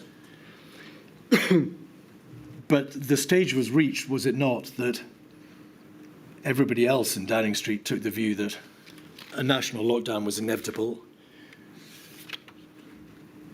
and so it came to be. Were you in favour of a national lockdown in September and October when the scientific evidence and the position of SAGE showed that the disease was spreading again and was spreading irrevocably towards a further collapse in the NHS, or a collapse in the NHS? Yes, as the evidence shows, I basically agreed with Patrick and Chris, and I think also I also thought that as a kind of psychological or political judgment, that if we did not do what Patrick and Chris were suggesting, I had a lot of confidence. As I remember, at this point, the data was extremely good, unlike the first wave. So at this point, I had a lot of confidence in what the data people were saying, and I thought, if they're roughly right, then I absolutely know that this guy is not going to be the mayor of Jaws. He will definitely bottle and U-turn, and again, it'll be the worst of all worlds. All right. On the 15th of October, could we have 267902 at page 68? In a WhatsApp message between Mr. Johnson, Mr. Kane, and yourself,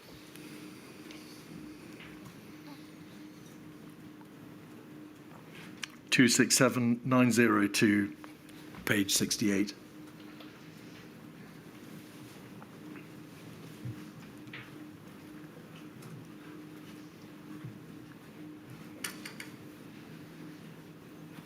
I see heads being. All right. We don't appear to have that, or we don't seem to be able to put it on the screen. You say this. I think I know the one you're referring to. Is it the one in which you say, we must not, in capital letters, do national lockdown, must preserve local approach? Oh, no, sorry, it's a different one then. Why did you say to Mr. Johnson and Mr. Kane, we must not, in capital letters, do a national lockdown on the 15th of October of 2020, in light of what you've just said about being a proponent of the national lockdown? Well, without having the message up, it's hard to see what the context is, but there's a couple of different things. There's the argument around between the sort of 17th and the 21st of September, where you can see there's lots of documentation about what I thought, and Patrick and Chris and other people. At this point, though, that ship had sailed to some extent, and the PM had already decided to go down a local approach. So there was a debate inside Number 10 then, when suddenly people were saying, well, we've got to do a national lockdown now. All right. There was an argument for having you started the local thing. You couldn't then just suddenly trolley again immediately and say, well, now it's going to be national, if you see what I mean, even though 2 weeks later it ended up being obvious that we had to go to national again. Did you trolley, Mr. Cummings? Well, if you show me, what is it that... Oh, it's now up. Let me just read this.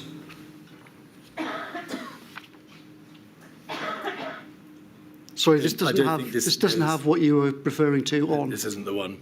Never mind, I see some heads being shaken. I think essentially, as I said, that there's the debate 17th to 21st of September about a lockdown, where the views of me and others are all in writing and very clear about what we ought to do. There was then the chaos between then and the end of October discussing possible local approaches, which didn't work. There was a stage where I was trying to get the PM to stick to what they already announced on local stuff and not career off again. But unless you get the documents up, it's hard to go into it in detail. In your statement, you expressed the opinion that the second lockdown could have been avoided if, as you were saying earlier in the course of your evidence, a proper, sophisticated, scaled-up test, trace, contact, isolate system had been put into place from the spring, correct? Correct, with mass testing as well. With mass testing. And you also attribute the fact that a lockdown could have been avoided if there had not been what you describe as failures in the Prime Minister's character. Yes, also to be fair to the PM, remember that for reasons still unexplained, DH basically trashed the idea of mass testing from March, and therefore the months of March to July were wasted to a large extent in building that whole infrastructure up until we were alerted by it about that in July. So I think you can't hold the Prime Minister responsible for that. You left Number 10 Downing Street on the 13th of November 2020, did you not? Yes. And your last message, or your last messages with the Prime Minister, Mr. Johnson, were on the 15th of November, 2 days later. Could we have 283, 282, page 26?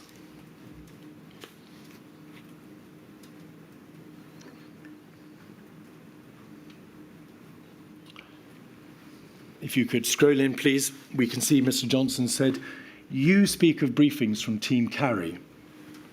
Is that a reference to the allegation that she had briefed against you colleagues of hers had been briefing against you and may have been involved in leaks. She hasn't briefed anyone, and my instructions to all were to shut the fuck up. How is any of us supposed to know where these briefings come from? Look at the claims made on behalf of allies of Lee and Dom, that I'm out in 6 months, that I can't take decisions, that Carrie is secretly forging lockdown policy, and about 1 billion equally demented claims. Are you responsible for all that crap? No? Then look at it from my point of view. This is a totally disgusting orgy of narcissism by a government that should be solving a national crisis. We must end this. That's why I wanted to talk and see what we could jointly do to sterilise the whole thing. But if you really refuse, then that's up to you. You left the WhatsApp group, as we can see, because you blocked the contact shortly thereafter. He has a good turn of phrase, Mr. Johnson. Would you agree that there was, in the government of which you played a major part, an orgy of narcissism? Certainly there was.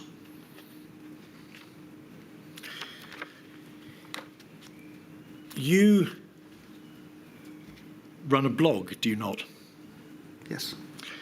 On the 5th of July 2021, 273905,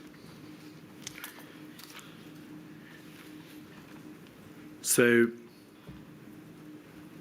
about 5 or 6 months later, you said, I and my team worked with Boris in the referendum. Some of us worked with him, officially or unofficially, between the referendum and summer 2019. We knew his skills and his weaknesses. We knew he was, in any objective sense, unfit to be Prime Minister. We also knew that he knew too, since he told us. Is that your blog? It is. Elsewhere in your blog, do you say things like, self-aware Boris knows that normal Boris cannot manage, cannot focus. He won't read papers. He cannot chair meetings to save his life. Yes. Is that a question? Did you say that in your blog? Sounds familiar. In your statement, did you say that he couldn't chair meetings, stick to a plan, or build a high-performance team? For sure. Whether right or wrong, Mr. Cummings, and the inquiry will, of course, hear from Mr. Johnson, will make its own mind up, you helped to put him there, did you not? Sure. You contributed to his election campaign in December of 19. You were his chief, perhaps, advisor.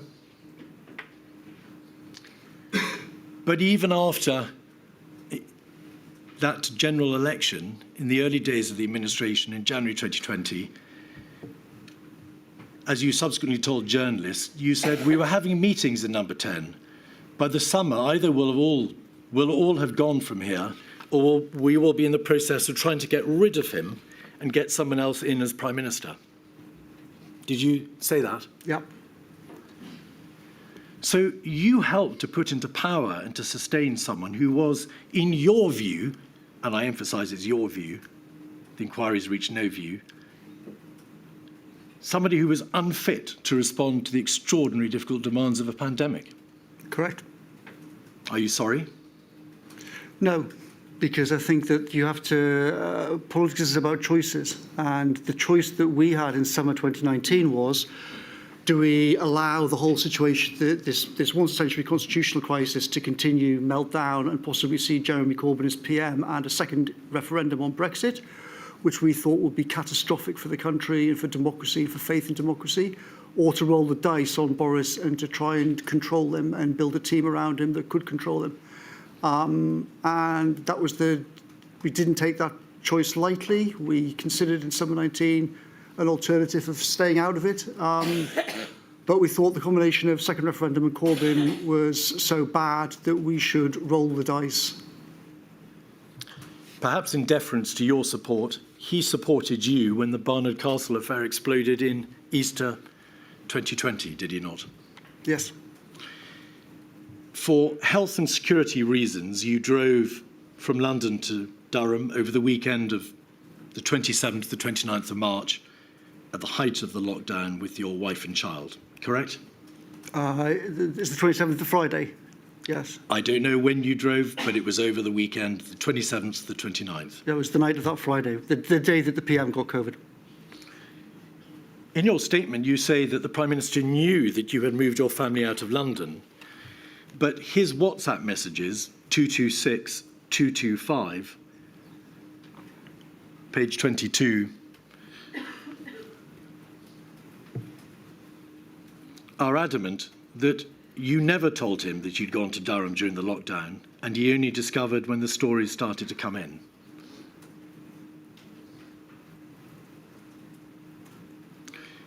(226, 225, page 22).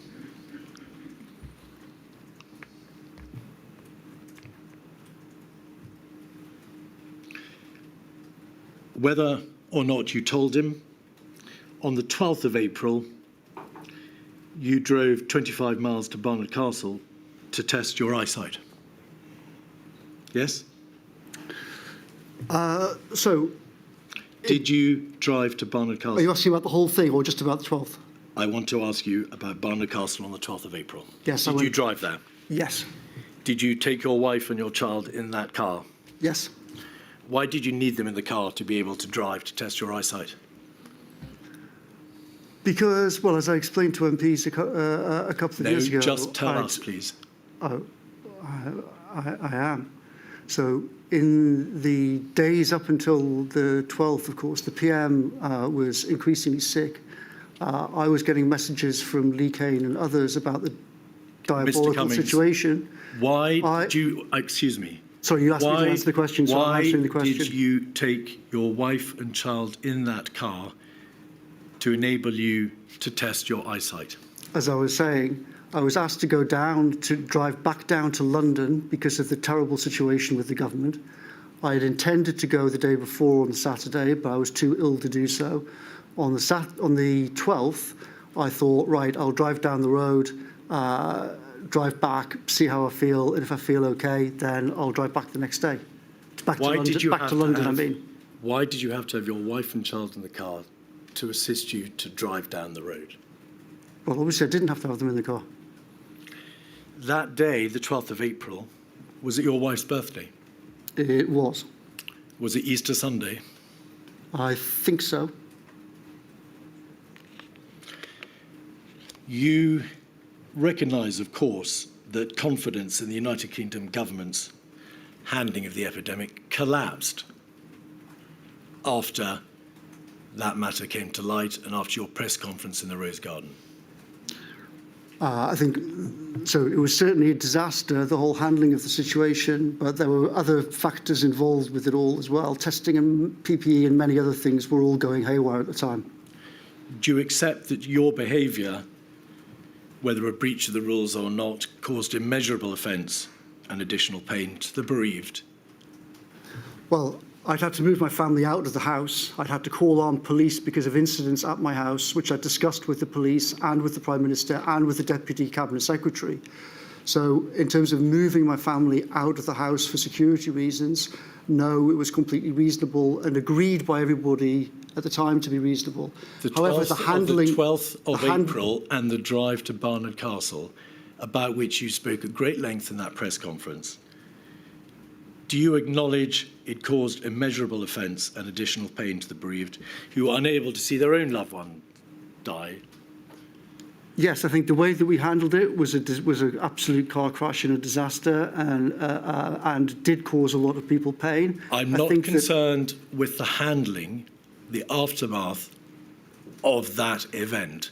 I'm asking you, do you accept that that apparent breach of the rules caused enormous offence and pain to the people in this country whose loved ones were dying?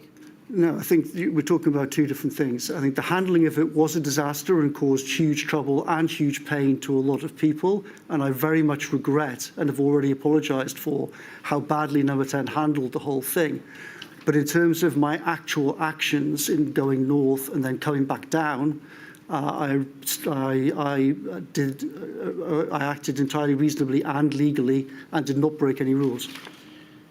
In July of 2020, you had agreed to leave on Friday, the 18th of December, correct? Oh, what, sorry? In July of 2020, you agreed with Mr. Johnson that you would leave government in December.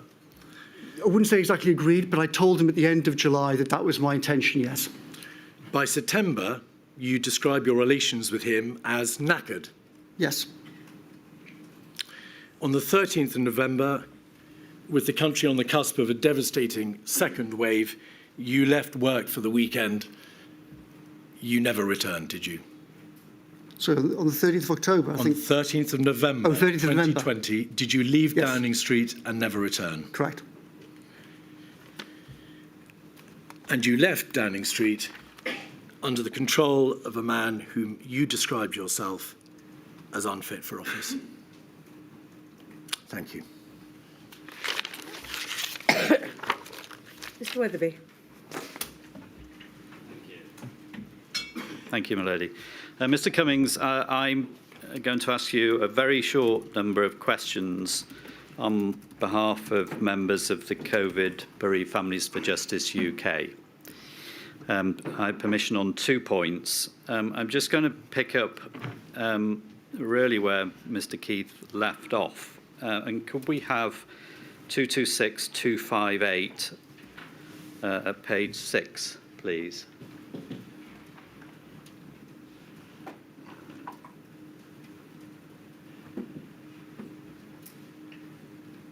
And this is a WhatsApp,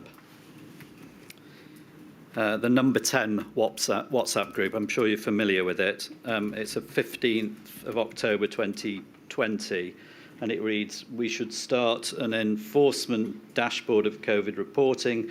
I've harped on, but it's killing us. How do you justify ever more Potemkin laws that aren't obeyed? At what point do people reasonably say, fuck this, I'm the idiot for taking the rules seriously? Like with surveillance and data, the truth is we've ducked out facing these questions at a political level. We should look at enforcement metrics like hospital metrics and change the laws on policing, or else admit to ourselves we genuinely aren't serious." Now, first of all, the point that you were making that there should be a public-facing dashboard for compliance with COVID regulations, was that connected to public confidence in the regulations? No, actually, I think that this was a reference not to a public dashboard, but to a kind of to a sort of internal government dashboard. So at that point, we had a kind of health dashboard, which would be presented to the PM and other senior people.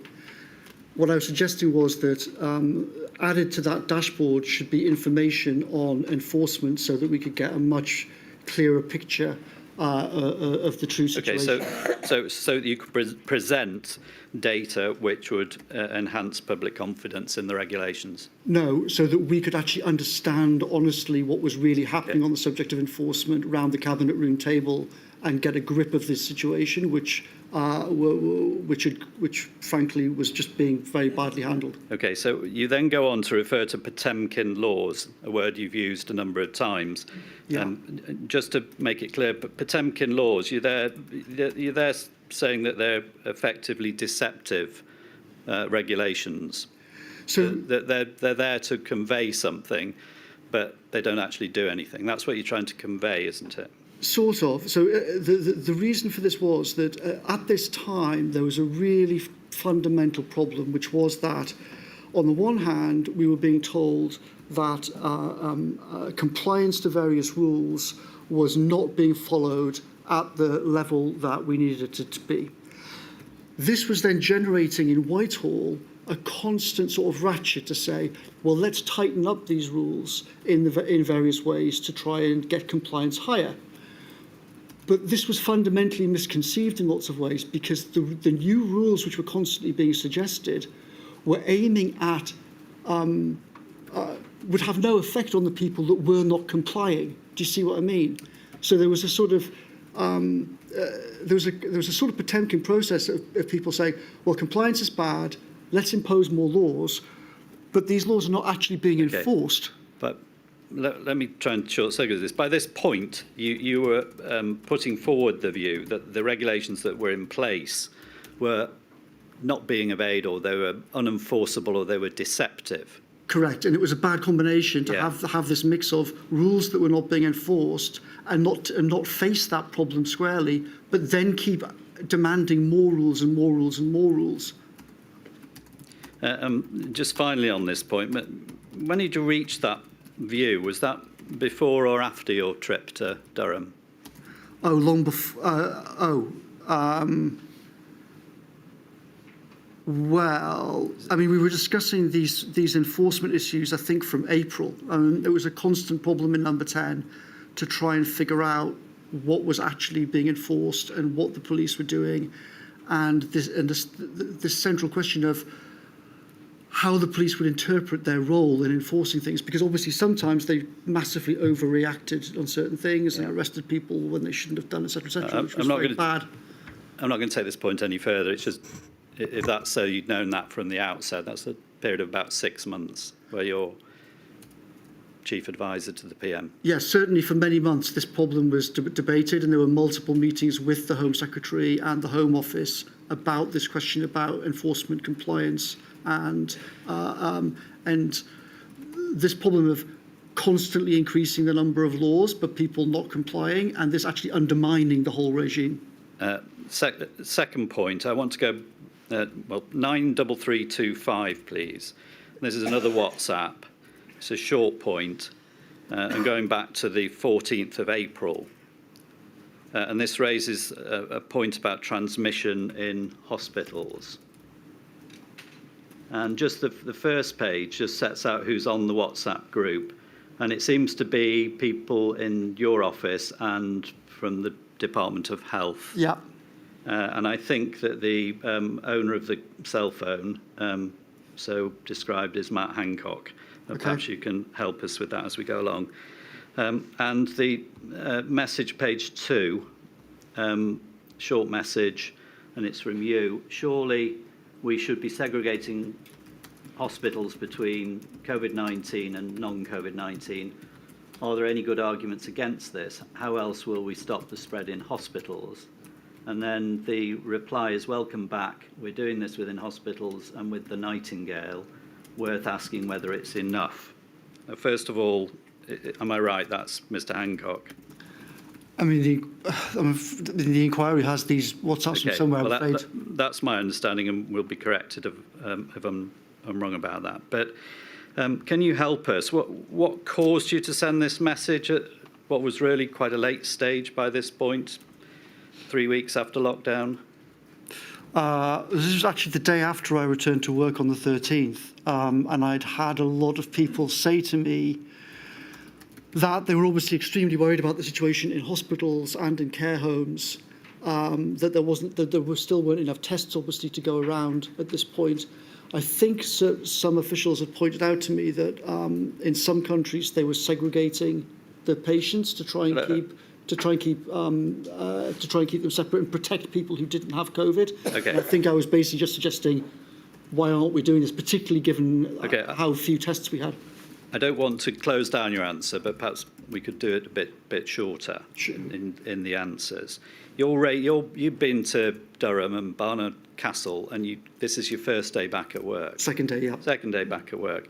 And you are raising the fact that there doesn't seem to be segregation in hospitals. Why was that actually, on that day, something that occurred to you?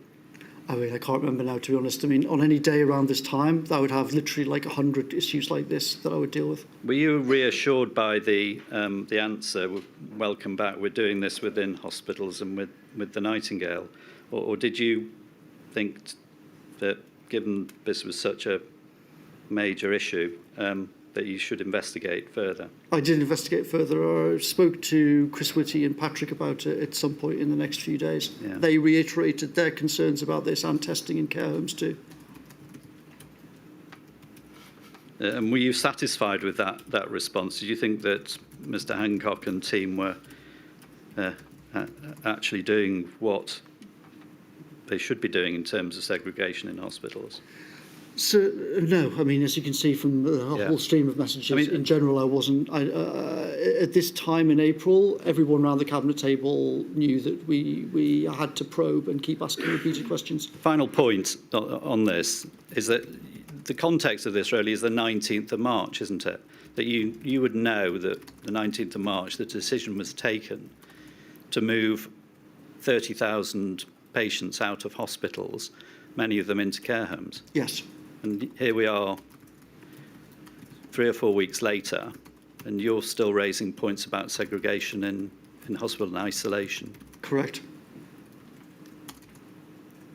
Does that tell us something about the response?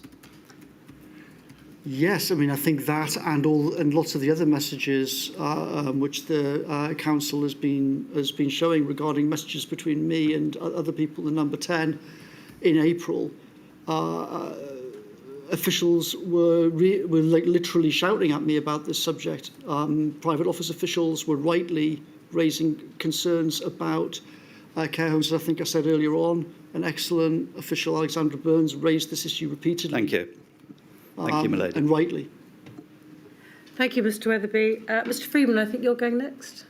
Thank you, my lady. Mr. Cummings, I act for 4 national disabled people's organisations, and I want to ask you about 2 documents, both of which were copied into your letter that you wrote to the inquiry. So if we go back, please, to INQ 404813, and the first document's at the bottom of page 3, and it's the screen of the whiteboard that you were asked about, and this is number 10, isn't it, on the evening of Friday, the 13th of March, 2020. Yes. And just under point 4 on the whiteboard, and the lockdown, word lockdown, on the left-hand side as you look at it, it says equals EO, everyone stays home.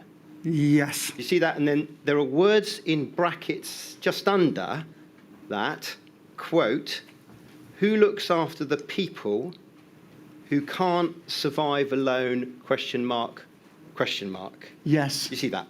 Yes.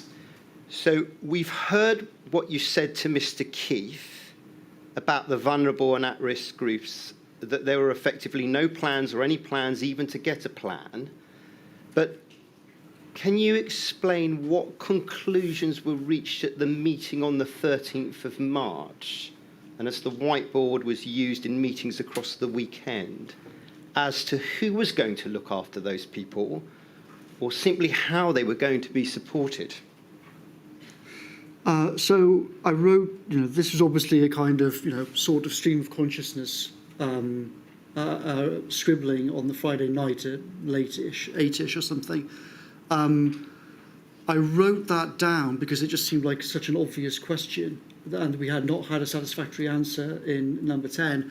And this whiteboard was partly intended, partly obviously to help develop the idea of what would Plan B look like, but also as a kind of aid memoir to remind me and other people in subsequent meetings to look through a lot of the issues on this whiteboard, to go like, who's in charge of this, who's doing that, so we could check it off. So this was also partly so I could say to private secretaries, Imran, can you check on this, so-and-so, can you check on that, and make sure that someone was covering all of these things. And in fact, that did happen regarding that, and there was a meeting on the 19th about it, an extremely bad meeting. Can we just then follow that through with the second document I wanted to take you through? And that's pasted in the same letter, same reference, and it's at page 24. And it's part of the email correspondence that you had with the mathematician. I'm going to call him Professor Sir Timothy Gowers. You've called him Tim Gowers. Yeah. And I want to just ask you about the email dated 15th of March 2020. Yeah. Page 24 at the top, just under the words me, Gowers, 15/3. And to get your bearings on it, thanks, Tim, I basically agree we cannot do herd immunity in the crude way media discussing without NHS collapse. We must avoid NHS collapse at all costs. We'll have to move rapidly to extreme measures to buy time to increase NHS capacity, work on drugs, etc. The only question is how fast to move through levels of extreme caution. And then this, Mr. Cummings, which is what I wanted to ask you about. Proper social isolation for vulnerable groups will kill many of them. Our advice is starting this now would kill more than it would save. But of course, we must review constantly and try to time for when it will save more of these groups than it kills. And then there's a follow-on email where Professor Gowers asks you to send the details of that advice. Yeah. And you tell him, I need not go into it. They're overtaken by events. You say new measures are going to come in. Yeah. Can you explain now for the chair what advice you were referring to when you said in the email on the 15th of March, our advice is starting this now would kill more than it would save, but review consistently and try to time for when it will save more of these groups than it kills. What was that advice? So Chris Whitty and others from the Department of Health had addressed this question, and essentially what they were saying was that if you've got a load of people some of whom are very seriously disabled or have other health problems of all different kinds, vulnerable in different ways, then if you tell them to go into severe isolation, then that itself, of course, that's going to help protect them against COVID, but that itself is going to be extremely damaging for some fraction of that vulnerable population. And this was part of the whole question which we kind of sort of alluded to earlier on about the question of timing. So in terms of Plan A, the original Plan A, the logic was, well, we're going to time it like that so there's herd immunity by September, and also timing it is relevant for these relevant groups.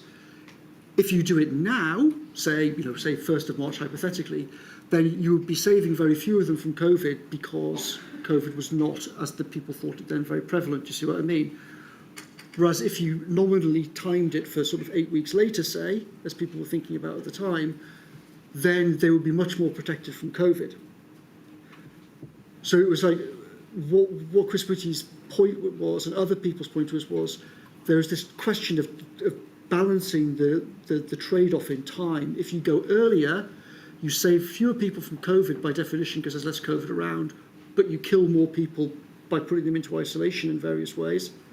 If you go later, you save more people from COVID, but also they suffer from being isolated. Do you see what I mean? Does that make sense? Yeah. Well, I think in the chronology, as we could see in the email below, matters then get overtaken and you work towards Plan B, I think. You can see it on the page there. Yes. Also, it's crucial to bear in mind that one of the nightmare things we discovered at this time was that there wasn't, not only was there not an actual plan for shielding, but that many people in the Cabinet Office didn't want to have a plan for shielding. Now, fortunately, a brilliant official called Jen Allen, a young woman in the digital side, worked with a guy called Oliver Lewis, and they essentially said to the Cabinet Office, this is all total bullshit. We are going to build a system for shielding. And they hacked together a bunch of databases, they called up local authorities, and they figured out a way to do it. But it was literally basically cobbled together in 72 hours or something. And from scratch. From scratch. Thank you, my lady. Thank you, Mr. Freeman. Mr. Jacobs, if you could keep your answers a bit shorter, Mr. Cummings, I'm afraid it's been a very long day. Sorry, I would certainly try. Yeah, don't worry about looking at Mr. Jacobs. He won't consider you're being insulting if you don't, because Sorry, don't look at him? Because we don't want you turning away from the microphone. Sorry. It's okay. I apologise for asking questions over your shoulder, Mr. Cummings. On behalf of the TUC, I have a few questions in relation to a passage on page 85 of your statement, and in particular paragraph 412. You say, a lot of richer people had a happy time in spring, summer 2020 staying at home with family working via Zoom. Lots of poorer people had to go to work or lose money.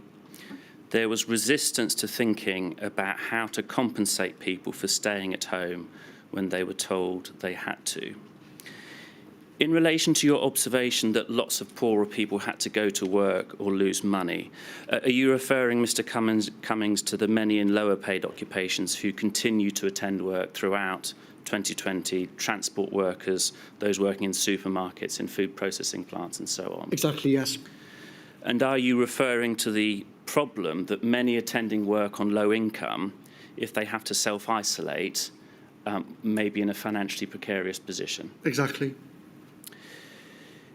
You make the observation that there was resistance to thinking about how to compensate people for staying home when they were told they had to. Yeah. Firstly, perhaps a simple point, but why was it important to compensate people for staying home when they had to? Well, A, I thought there was a reasonable argument just in moral terms that we should compensate people for staying at home. B, there was a practical question that, obviously, if I think of my own position, if I had very little money and I was told, well, you've got to stay at home, but in doing that, I wouldn't have the cash to actually look after my own family, then obviously I'm going to ignore a lot of rules and I'm going to go off and I'm going to work and try and keep getting paid. And that was a fundamental problem that refers to. If you look around the world... Sorry, Mr Cummings, just conscious of time. Shoot. It's a fairly simple logic, isn't it, that if self-isolation isn't effective in low-income groups, then that's going to put an upward pressure on the R rate. Correct. So why was there a resistance to providing financial support for those needing to self-isolate? I think it was just normal Treasury official short-term thinking. It was my impression at the time. Do you recall Sir Patrick Vallance and others trying to impress upon ministers in meeting that this issue of financial support for self-isolation was an important one? I do, and I think Patrick also raised it with me directly. Could we have on screen 273901 and page 164?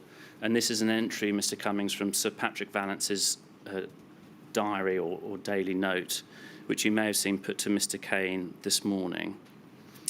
He says, and this is on the 7th of September 2020, Chancellor blocking all notion of paying to get people to isolate despite all the evidence that this will be needed. Is it consistent with your recollection that the Chancellor was blocking all notion of paying to get people to isolate? It's certainly consistent with my recollection that the Treasury institutionally was opposed. I don't now remember exactly what the Chancellor's personal view on it was, but there were certainly Treasury officials who were who were very hostile to the idea. Did you share the view that it sort of flew in the face of the evidence that it was needed? I did. I didn't have an extremely strong position about it, but I also note, one of the things I tried to do at that time was look at countries that were doing much better than us. And it seemed to me that in places like Singapore and Korea and other places who'd got their act together better, they had systems like this to, for example, they had kind of food drops for people who had to stay at home under isolation. They had all kinds of infrastructure to actually support people who had to stay at home. Yeah. And I thought that at the very least that should be seriously thought about. Was it understood or reflected upon that the difficulty for those on low incomes of self-isolating also intersected with issues of disproportionate impact of the pandemic on a number of minority ethnic groups? I think it was discussed, but I think this issue, like many issues, are sort of similar to, the nightmare of child abuse and things like that and care homes. I think this issue was generally neglected in the chaos. Does it fall into the same category you described earlier then as an issue appallingly neglected? Yes. Were ministers advised, to your recollection, that financial support for self-isolation would not